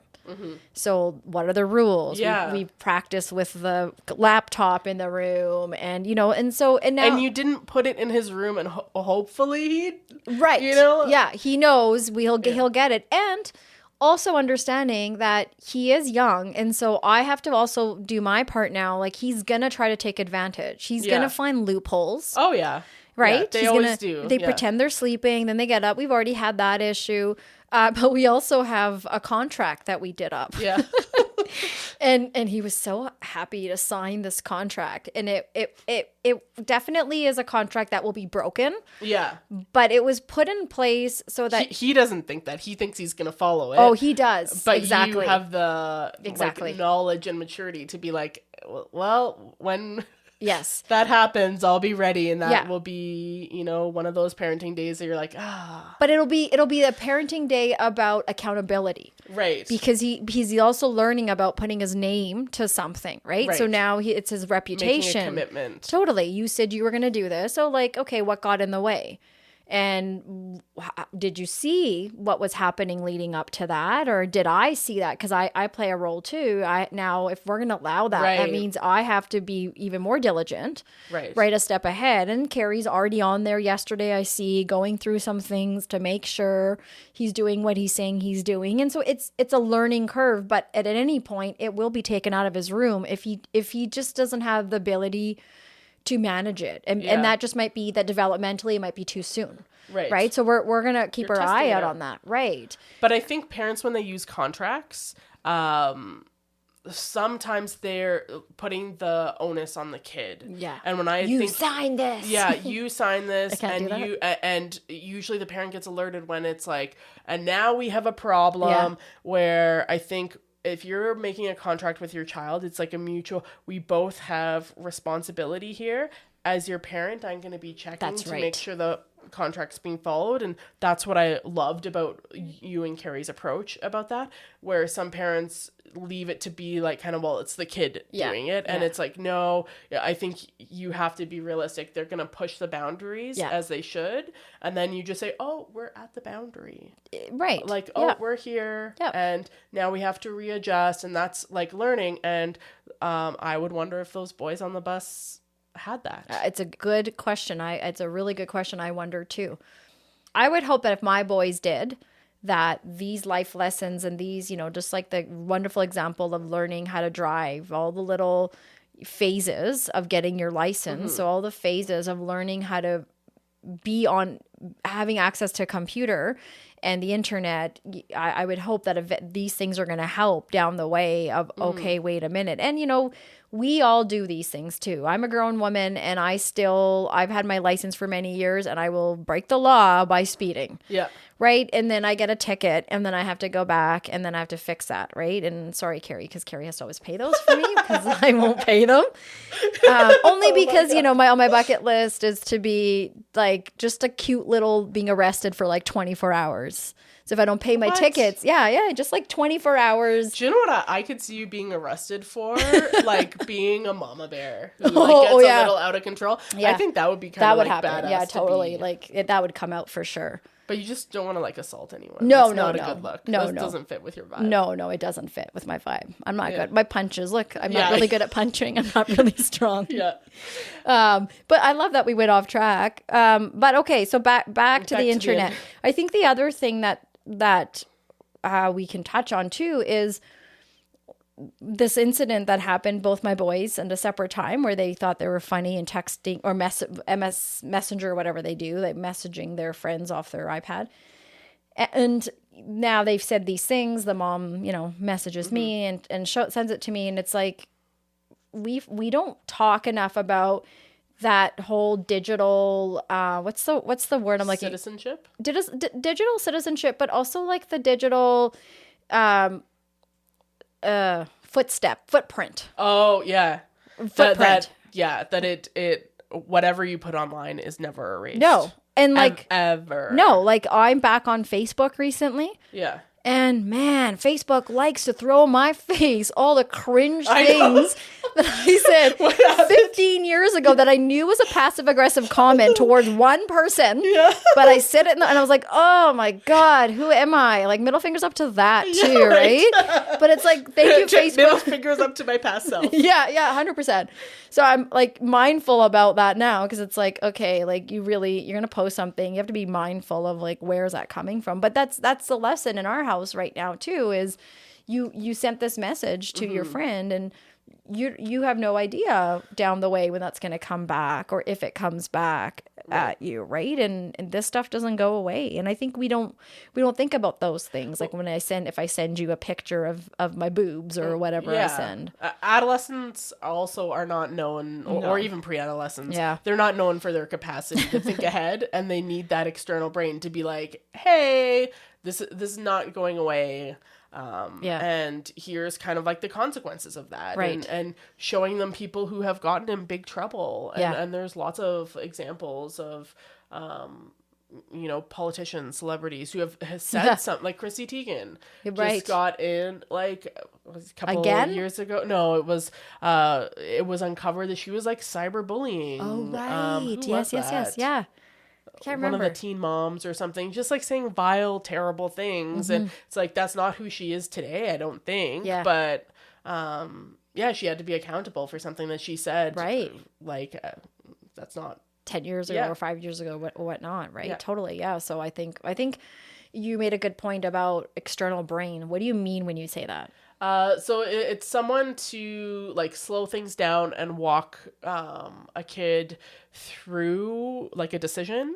And that's why it's important that, you know, teaching your kids to like check with you, right? Or using those opportunities to teach, so that hopefully, depending on like their cognitive capacity, they can like learn how to do that themselves. And that stop and think is something that I think we expect our kids to do, but we don't really walk them through those situations. Yeah, that's always the thing. Hey, we expect. So I just want to, you had mentioned earlier, and we had this in our notes, and as we talk about the internet, you talked about being explicit too, like explicitly. So that posting a picture of someone without their permission, without consent, and if we use the analogy of driving a car, it's like we don't like infer the rules. Like we're not like, oh, like when you are going to change lanes, you should tell somebody about it. You say, when you're going to change lanes, you have to use your signal. Right. It's like I can still hear my driving instructor saying mirror, signal, shoulder. Or mirror, make sure to spot, signal, and then shoulder, and then go. Yeah. So we want to be like clear and explicit about the rules and the boundaries about being on the internet, using your cell phone. I would say a nice way to practice consent is like before you're going to post anything, get that person's permission that you can post a picture of them. Right. Especially because different parents have different rules about how their kids can be put on the internet. And I think parents and probably like grandparents have that, right? Because their grandparents excited and wants to post that picture or that video of the little baby in the diaper, and maybe the mom and dad are like, whoa, like we don't. Yeah, like my mom won't post pictures, and then I had to say like, you're like, what's wrong? I was like, oh, like you can post pictures of your grandson as long as your profile is like private, and you know there's certain images that I would never want posted, and just like if my son's not dressed, which like now our culture has changed so much about how we view that, and so I would you know, it has changed. Like I remember my brother is 10 years younger than me, and I was about 16, 17. I was like helping him have a bath, and maybe I was like 15, 16, helping him have a bath, and he was being cute in the bathtub, and you know, then we just had a regular camera that you had to take like to develop. Film? So I took some pictures of him in the bath. And I remember my uncle, my dad's brother, when we got those pictures developed, he was like really adamant in a very kind uncle way, but like you shouldn't be doing that. And he taught me a valuable lesson in that moment about like, he's a kid and he doesn't have the capacity to know if that's okay or not. He can't consent. Exactly. And that was exactly where my uncle was going at. And I was innocent. He's like ahead of his time. He was. That's he was ahead. Totally, right? Yeah. Totally. And I'll always remember that conversation because I was like, oh, yeah, good point. Yeah. Because I just thought, oh, cute pictures of my little brother in the bath. Yeah. But like, no, he's full on naked in the bath. And also the photo place still developed. I used to work at a photo developing place and we wouldn't, I guess by the time I started working there, maybe things changed too, right? Because we wouldn't develop something like that. Oh, really? We were really, really mindful about anything that was any kind of disrespect. Right. And then any body things, like we were allowed to use our, you know, you kind of go with caution, but there was, you know, people in the shower and pictures of people with their kids, and we would just literally say we're not. And so there's a couple times where we would say we're actually not even handing this back to you. Wow. Yeah. Yeah, good for you guys. I didn't that's how naive. Totally, right? I didn't know that until I started working there too, but it starts to get to a place where it's like, I can't be seeing this and allowing it. And so do you want to move into some of those pictures and maybe going into a little bit about pornography? Yeah. This is probably the part where I ruin porn for everyone. So. Oh, great. You ruin porn. Because everybody listening, you know, watches porn. Well, I think it's a common adult entertainment kind of thing. And it must be because it's a really expensive, money-making industry. Yeah. And I think my point about porn is like it is intended to be entertainment for adults. So my thing on different like sexual practices and stuff is just like, I don't really care what people do, as long as you're doing it like safely with someone who is consenting, who has the capacity to consent and be like a part of what you want to do. Like, do your thing. I don't care. None of my business. Kids should never know about those things. And I think sometimes that can get a bit blurry for people. And I think we kind of confuse this parents wanting to have like the ability to engage in these practices in a way that they're not oppressed and sort of things, but forgetting about that boundary that our children should not. So like, tell me more about that, because as a parent, I'm sitting here and I'm imagining other listeners are like, who in their right name would have porn on with their kid around? But what you're saying is that happens. Well, and kids are around or have access to it. Like maybe they go on the internet after a parent was totally. on it. I think that's the most common thing. Yeah. A parent who has porn on with their kid around, then you're getting to a place like that's abusive. That is abuse. Yes. And that is There's a no whole question. Concerning different thing. And if you know someone who's doing that, it's like, that needs to be reported. That is abuse. Totally. Yeah. But I think parents, having different like sex toys out where kids can find, especially like these toys are often like brightly colored, sometimes have characters. It can be confusing about like they look like either like dog toys or children's toys or something like that. So just having like that part of your life should be like private between like you and the people you engage in that with, and have it like in a way like the same thing you would have like if you're doing drugs, like having that locked up where your child doesn't have access to that, I think is a nice boundary that is really, really important, because I think as teenagers get older, they might be interested into these kind of things, be exposed to things online. And I would say like those kind of sexual practices are intended for adults, like things like BDSM, that kind of thing. That is like an adult practice that is a very careful negotiation that's predicated on like respect and boundaries. And I don't think teenagers have the capacity to navigate such a complicated social relationship. So I don't even think I know how to do that as a grown-ass woman. Yeah. I have a sex therapist coming on soon, so we read notes back and forth, and we are going to talk about that a little bit, because I'm like, I have a lot of questions. Yeah. Because, that's one of her areas. But that's just it. It's like what I hear you saying is that there are certain things as adults that we may choose to engage in to fill our sexual needs. However, there has to be a level of awareness should we have young children living. It's like locking the guns. So if I'm going to be on the internet doing my porn search, and I know that this is a family shared computer or laptop, or my kid could come and grab my laptop, am I able to make sure that I remove that and get that away so it's not the first thing my kid sees or hears, or if I have certain sex toys, I'm putting those things away, because those aren't necessarily things that my kids need to know about or see about. And I think when parents like a barrier for parents in talking to their kids about this or having those parameters is they're required to examine their practices and what they're doing. And I think with sex and sexuality, there's a lot of shame kind of wrapped up in it, and not letting that stop you to help create that like foundation for your child. And so I like to think of it like I grew up in a home where one of my parents consumed a lot of alcohol. And it was quite regular. It was like available. But there was a clear line in my family that I knew that was not intended for us.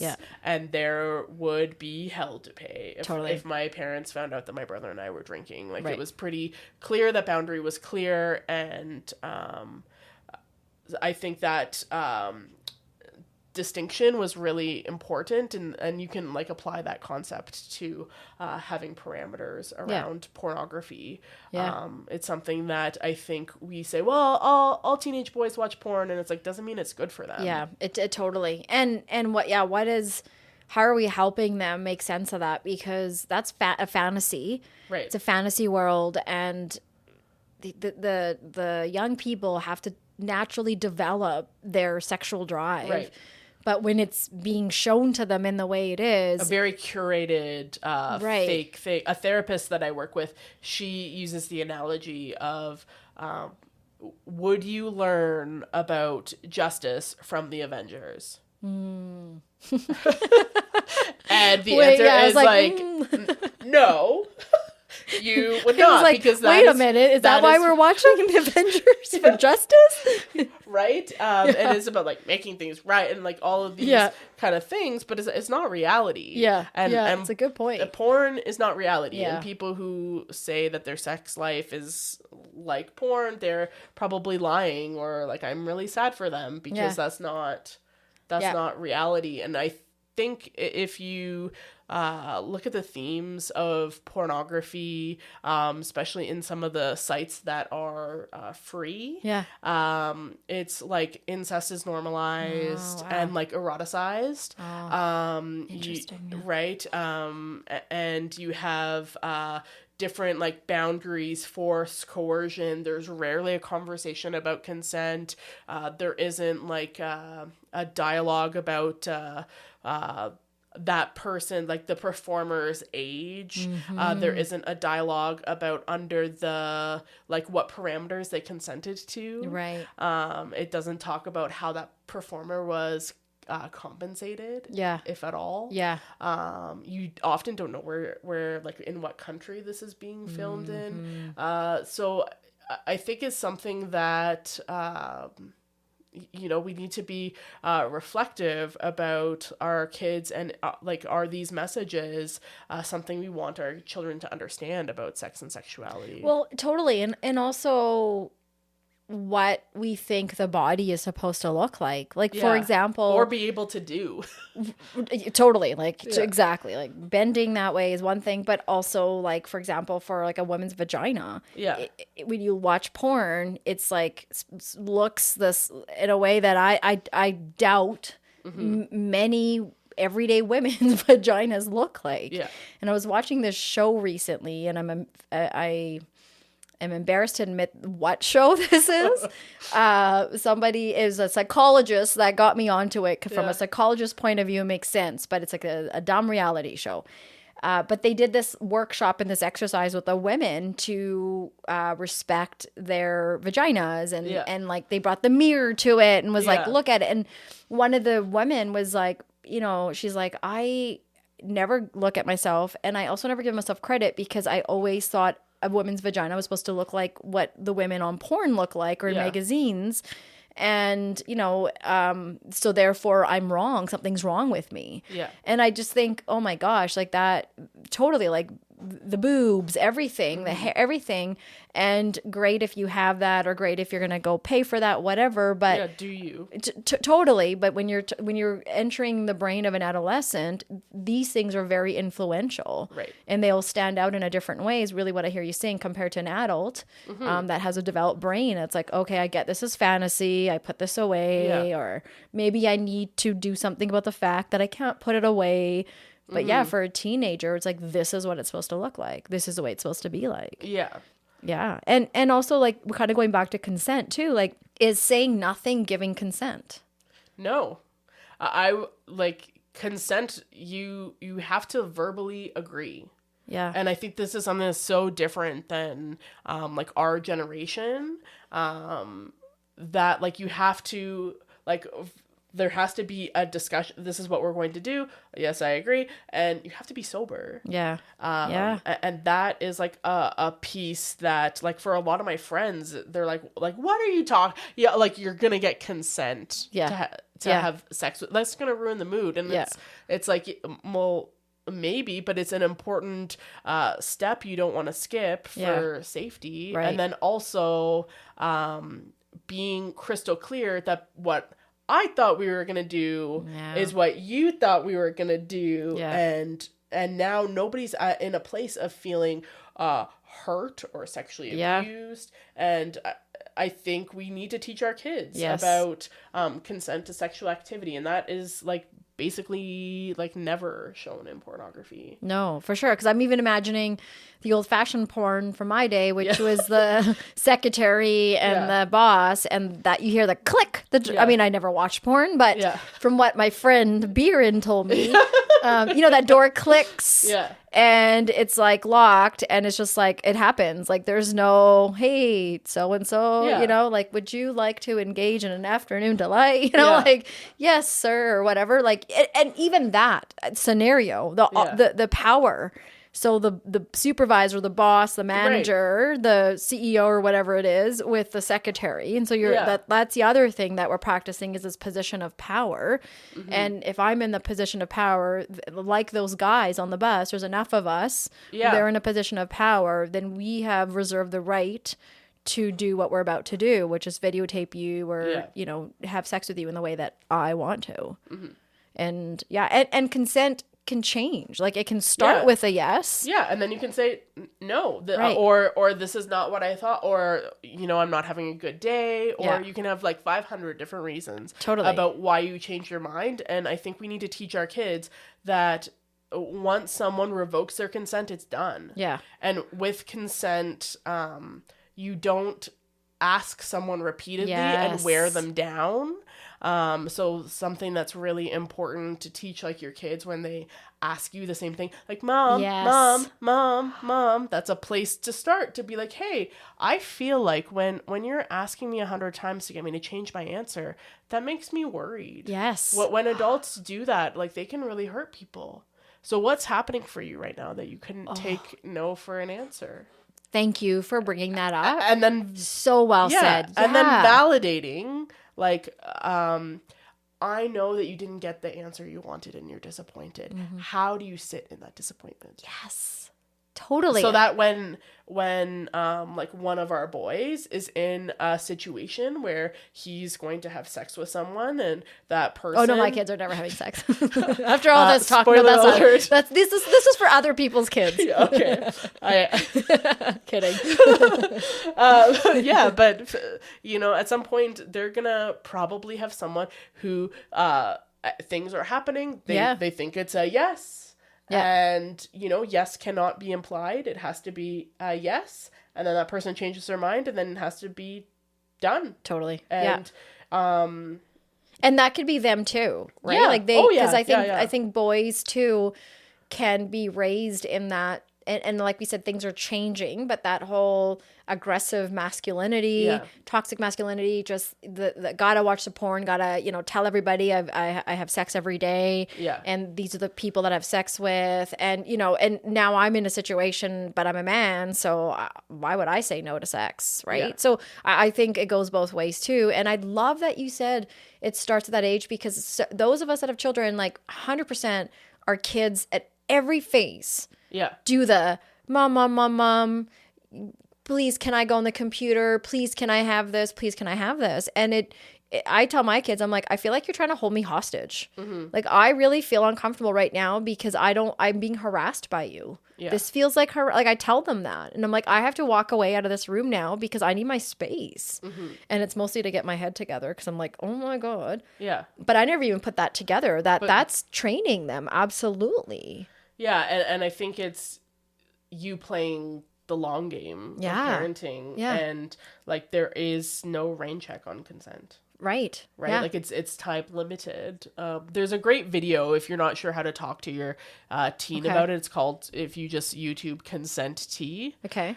Consent tea. Yeah, tea like the tea you drink, like TEA. Oh, okay. And so it like talks about consent with drinking tea, making tea for people, and it's like a lovely analogy. Okay. But it is pretty clear and like preposterous. Yeah. But when you go through each of the scenarios, like if someone wanted tea and then fell asleep, do not pour the tea down their throat. Yeah. Right? So well said, though. But it makes like... Yeah.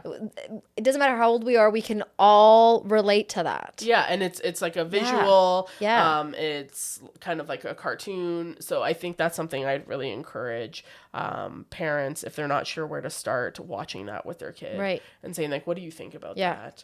And then also like in our society, we talk about like... like girls providing the consent, but it is a mutual thing. And, well said. Yeah. I think having our boys be able to say like, okay, like this doesn't fit for me right now. Yeah. Or, like, I think the role of drugs and alcohol in sexual interactions, the reason why people like to be under the influence of sex is because it's like a vulnerable, scary, uncomfortable thing. You don't want to be rejected. Yeah. You get some like liquid courage for sure. Right. But you have to be sober to consent. Yeah. And I really hope our culture shifts with that.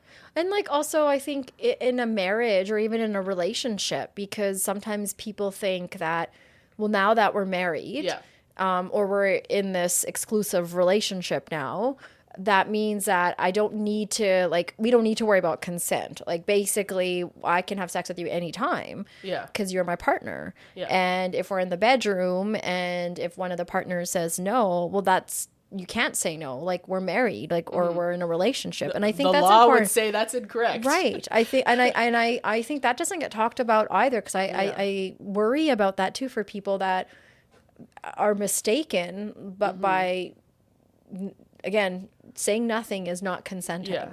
Well, and I would wonder too about, like, if you want to have sex with someone, it should be like a healthy, sexual experience that's like mutually enjoyable. Right. That's kind of like the goal. When it gets to be where you're prioritizing your own pleasure, especially when you know someone's uncomfortable, and I would guess like when you're having sex with someone who's didn't want to, it's not like they're gonna be super into it most likely, then being reflective about, okay, like, what is that for you, and is there I think sometimes we think about sex as just about pleasure, but there's also this other piece, and maybe like your sex therapist person can talk more about this, but having people it's like tied with power, and feeling powerful and that kind of thing. Well, and I agree, and I also think there's like a healthy build-up too. Like, sex isn't also just someone laying there and now we're just gonna engage in it. Like, there's a conversation, there's some intimacy build up to it. We had a really nice conversation earlier in the day. You validated me about this one thing I did. I validated you. We have these little, like, nice, warm, fuzzy feelings where we have this connection, and we want to build off of that. And I don't think that's the way it is for everyone. I think it's porn doesn't exactly show, like, porn is not two parents being like, wow, we had this really difficult interaction with our teen and we were really aligned and I felt connected to you as a partner, and I just, like, am so glad to be walking this life with you, and we're together on that. As you're unbuttoning your shirt and the bow chicka bow bow music comes on. Yeah, there you go. Right? It's well said. Yeah. We see it right as an act is about to happen. And I think that's another reminder about how adolescents, again, their brain isn't comprehending the build up and the after. It's like right now what I'm seeing before my eyes. It's like sexual gratification. Totally. Well, and I think I reflect on kids who have these issues. Part of what is so reinforcing for pornography is like, when you masturbate, it feels good. And then when you have an orgasm, typically, like, people feel like relaxed. Right. And content. It's a release. Yeah. And it's a release. And if you have problems managing big feelings, and you don't have, like, a place to talk about those feelings, and you don't really have the skills, that's something that, like, it's going to be reinforced because you feel good doing that.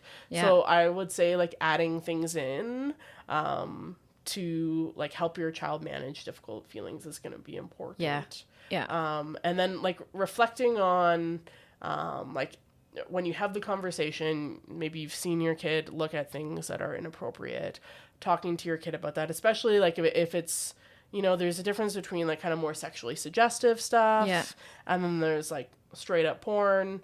I think like what is the instinct? Like if we were all imagining our parents catching us viewing pornography, we'd be like, like, oh no, and you feel so like terrible, probably 100%. Some shame, guilt. You don't want that. Even today, I would. Yeah, even today. When Carrie and I were dating, because we didn't get married for like 7 years into dating, but we moved in 3 months within dating. Yeah, and we would go, and then we moved to Calgary. And so whenever we'd stay at my parents' place, and my sister and I were laughing about this because she was just here recently, about how awkward I was. Like, I'd make sure we'd be sleeping with the bedroom door wide open, because I just there's this respect in your parents' grandparents' home. Like, you don't do the sex in your family's home. Yeah.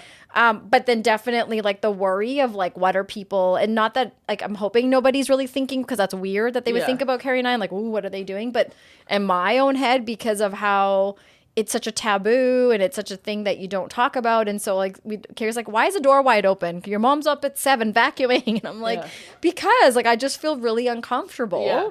And so I think that's sort of that embarrassment and that discomfort sort of carries with us from childhood. And right? I think that's natural. Like, even if you had like a relationship with your mom about like talking about the sex stuff. Yeah. That came after. Yeah. So, but I think if your adolescent knows that you're checking and keeps looking at it. Yeah. And even if you like walk in and like catch them like repeatedly, that's like a different conversation. Yeah. Because that the drive to view the pornography is stronger than like the worries about getting caught. And, right. And like my opinion is pornography is not good for kids. And so as a parent, you should do something about it. Yeah.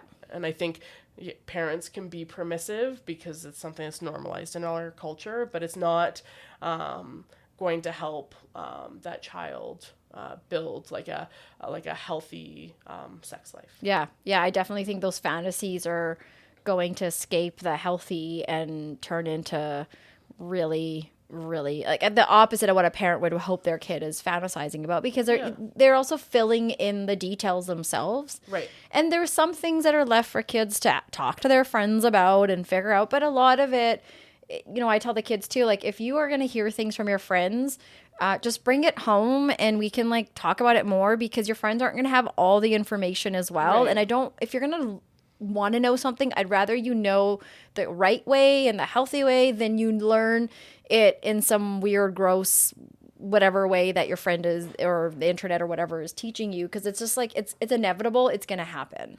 Well, and no one loves your child like you do.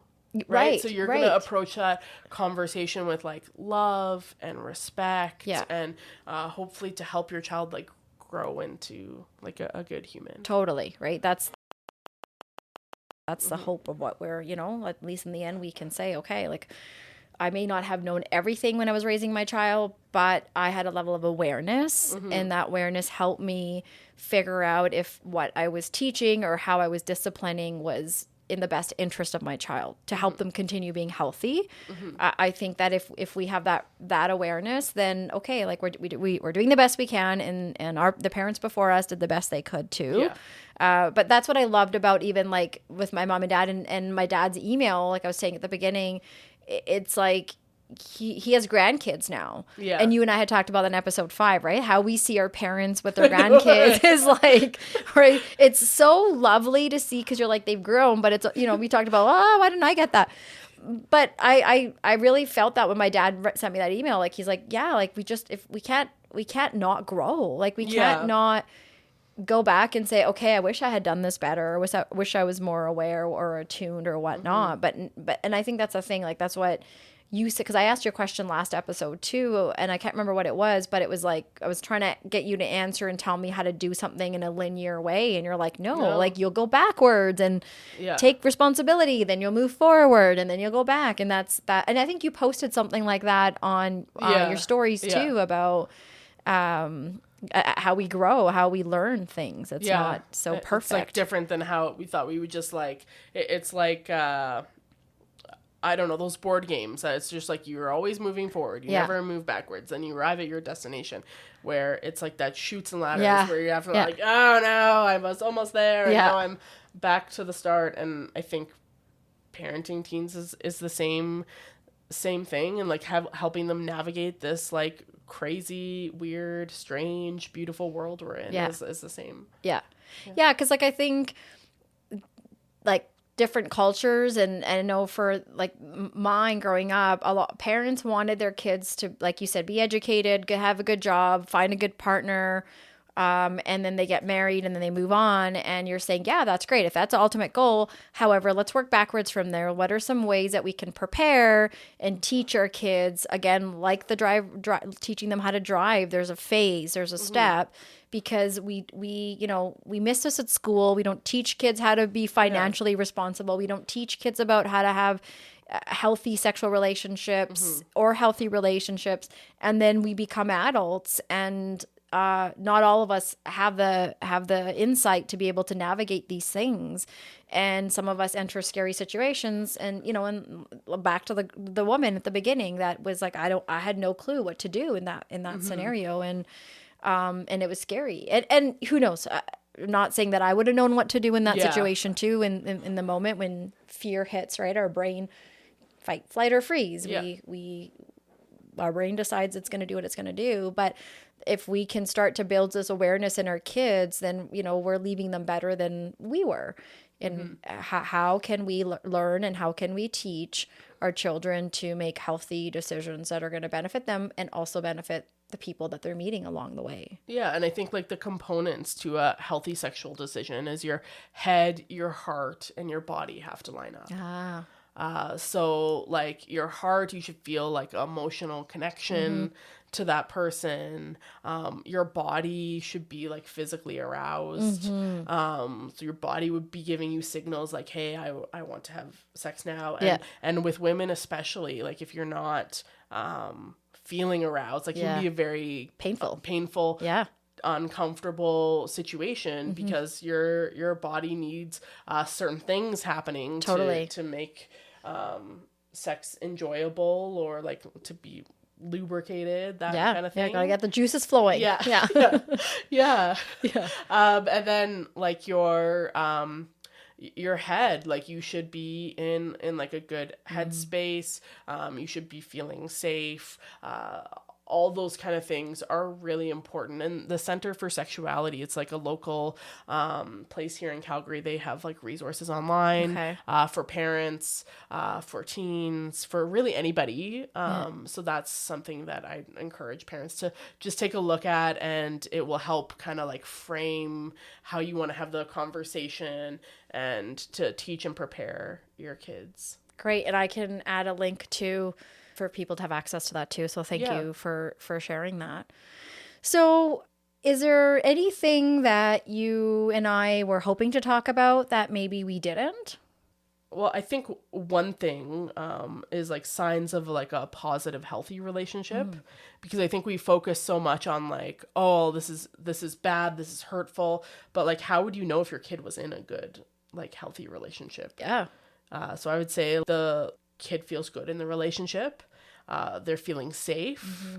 It's the relationship is giving them confidence. I think sometimes we see our kids like shrink and become smaller, and that's a sign like, something's up there. Right. But a relationship that like gives you confidence, you can see that there's like mutual respect, and both partners in the relationship have body autonomy. That would be like some really important signs to watch out for, to be like, oh, okay. Yeah. Like pat yourself on the back, pat your kid on the back, that this is something like, that's kind of like the hope. And that starts young. That starts with our children when they're having play dates, friendships, right? And healthy, safe adults around them. If they're at daycare, just so that we can start to introduce them to what is safety, so that when they get the language behind that, they understand the difference between safety. And I think going back to, we've said this a few times, like continuing to encourage that gut. Yeah. Let's not take that away. Yeah. We as adults it's come back to us. We've used it in moments where we're like, oh my God. There have been times in my life where listening to my gut, like saved my butt. Yeah. Like Ooh, I like that. Like in a real way. Like Yeah. I had a teacher who ended up being charged with having a sexual relationship with a student, and now I know that he was actively grooming me. Wow. Was this high school? Yeah, it was high school. Oh my gosh, yeah. Angie, I have like goosebumps. I'm so sorry to where hear this. I can remember like a distinct interaction in the hallway. It was like during my parents' divorce, and he came to me and was like, oh, like, you need anything, you come to me. And I just like got this like feeling like F no. And I never went into that room alone again. I always brought a friend with me. And then it came out like a couple of years later that, you know, all these things were happening. Wow. And it wasn't just one. And yeah, that gut kind of... Your gut saved your butt. Yep. So, and thank goodness that, you know, my parents had kind of like encouraged me to... Yeah. That I listened to it then. Right. Yeah, totally. Yeah. Those spidey senses. Somebody I spent a lot of time with that teacher. Oh my gosh. Sickening. And still like worked with him and thought he was fantastic. Yeah. But there was something after that I was like, no. And so I just like, instead of having this like confrontation, I just like changed what I was doing to make it safer. Yeah. And I like what you're saying, because you talked about this the last time you were here too. Like, there's a lot of things that come us, like the external measures out there, the people, the things, and we can be responsible for ourselves. Yeah. And we may not be able to stop someone. We may not be able to change that person. You may not have the evidence that something is happening. Right. Yeah. But you can alter your decisions. You can say, hey, this isn't really a fit for me. That's right. Yeah. Because I'm going to put myself, and that's being taught at a young age, so that when you're in that place, you can trust yourself and be able to say, okay, or I need to tell someone as well, because this is not okay. So wow, I'm sorry about that. That's cringy. It was, yeah. It was super gross. Right. What is one thing that you can leave with folks today? Something that people can do, or something that you want them to think about? I think maybe one of the practical tips I haven't, it's kind of like a weird spot to like throw this in, but it's all good. So it's kind of jarring and random. People that listen to me know that these things come from all angles. I think like if you have adolescent boys who are masturbating, probably having some condoms in their bedroom and asking them that if they're going to masturbate into the condom and throw it in the garbage. Because then you don't have like the like rigid blanket issue. But also you're teaching your child to use protection. And then they become very comfortable with it. They can put it on properly. All of that, I think, is really, really, really important. Something that I intend to do when that day comes. I'm a really long way off from that, but probably closer than I think. And then I talked about like practicing in the mirror, trying to become comfortable, reaching for like your people who are at the same kind of developmental stage as you as a parent, like other parents, about like, man, this is hard and this is uncomfortable. If you need to talk to like a therapist about it, that's a great option too. And just like not shying away from it. It's uncomfortable, but it's something that, you know, like some pretty cool stuff can come. You just gotta be brave. Totally. Yeah, because like we're trying to either, whether it's for ourselves, many of us that have kids, we're trying to raise our young children to become healthy adults, and so we can start to lessen the stat with assault and rape and violence. And these things don't just keep happening, and they're not going to stop on their own. They start with just in our own home, how all the little strategies and all the little tips that you've given are so, like, on one hand, I'm like, oh my gosh. And then on the other hand, I'm like, but that just makes so much sense.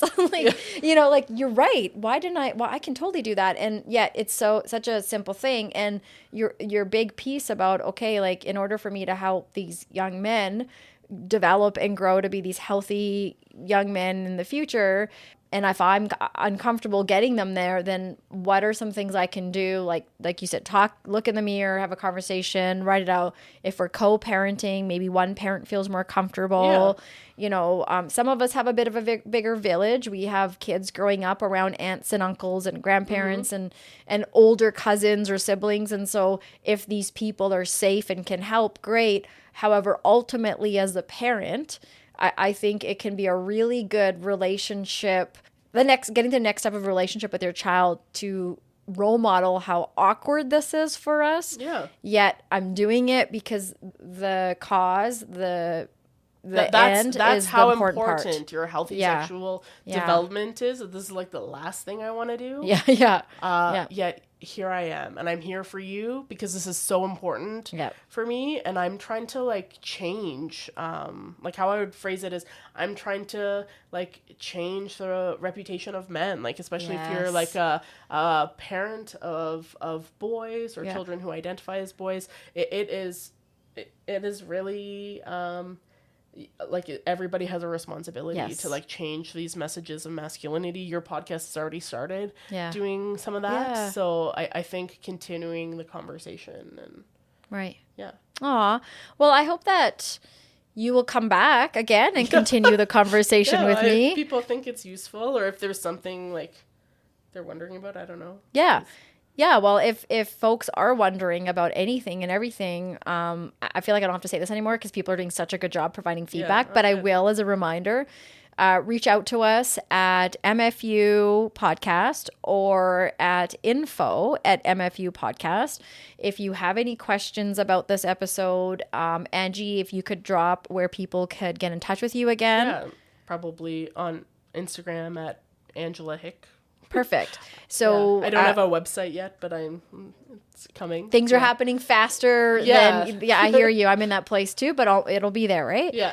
If folks have more questions or feedback, and please keep giving us feedback if you want us to talk more about sex. Like I said, I am going to be having a therapist that specializes in sex on because we here at Middle Fingers Up feel like sex is still a taboo in so many ways, and it's getting in the way in many adult relationships. And we're hoping that we can start to build a community where we look at sex in a healthy way, in a safe way, and people have voices to be able to talk and experience sex from a healthy way. So if you have anything about this episode that you want to know or ask about, reach out to us, as well as if you have any feedback about an upcoming episode, please let us know. Otherwise, if there's nothing more from you, I'm going to thank you for coming on and trying to find a way to how to get you back on again. Okay.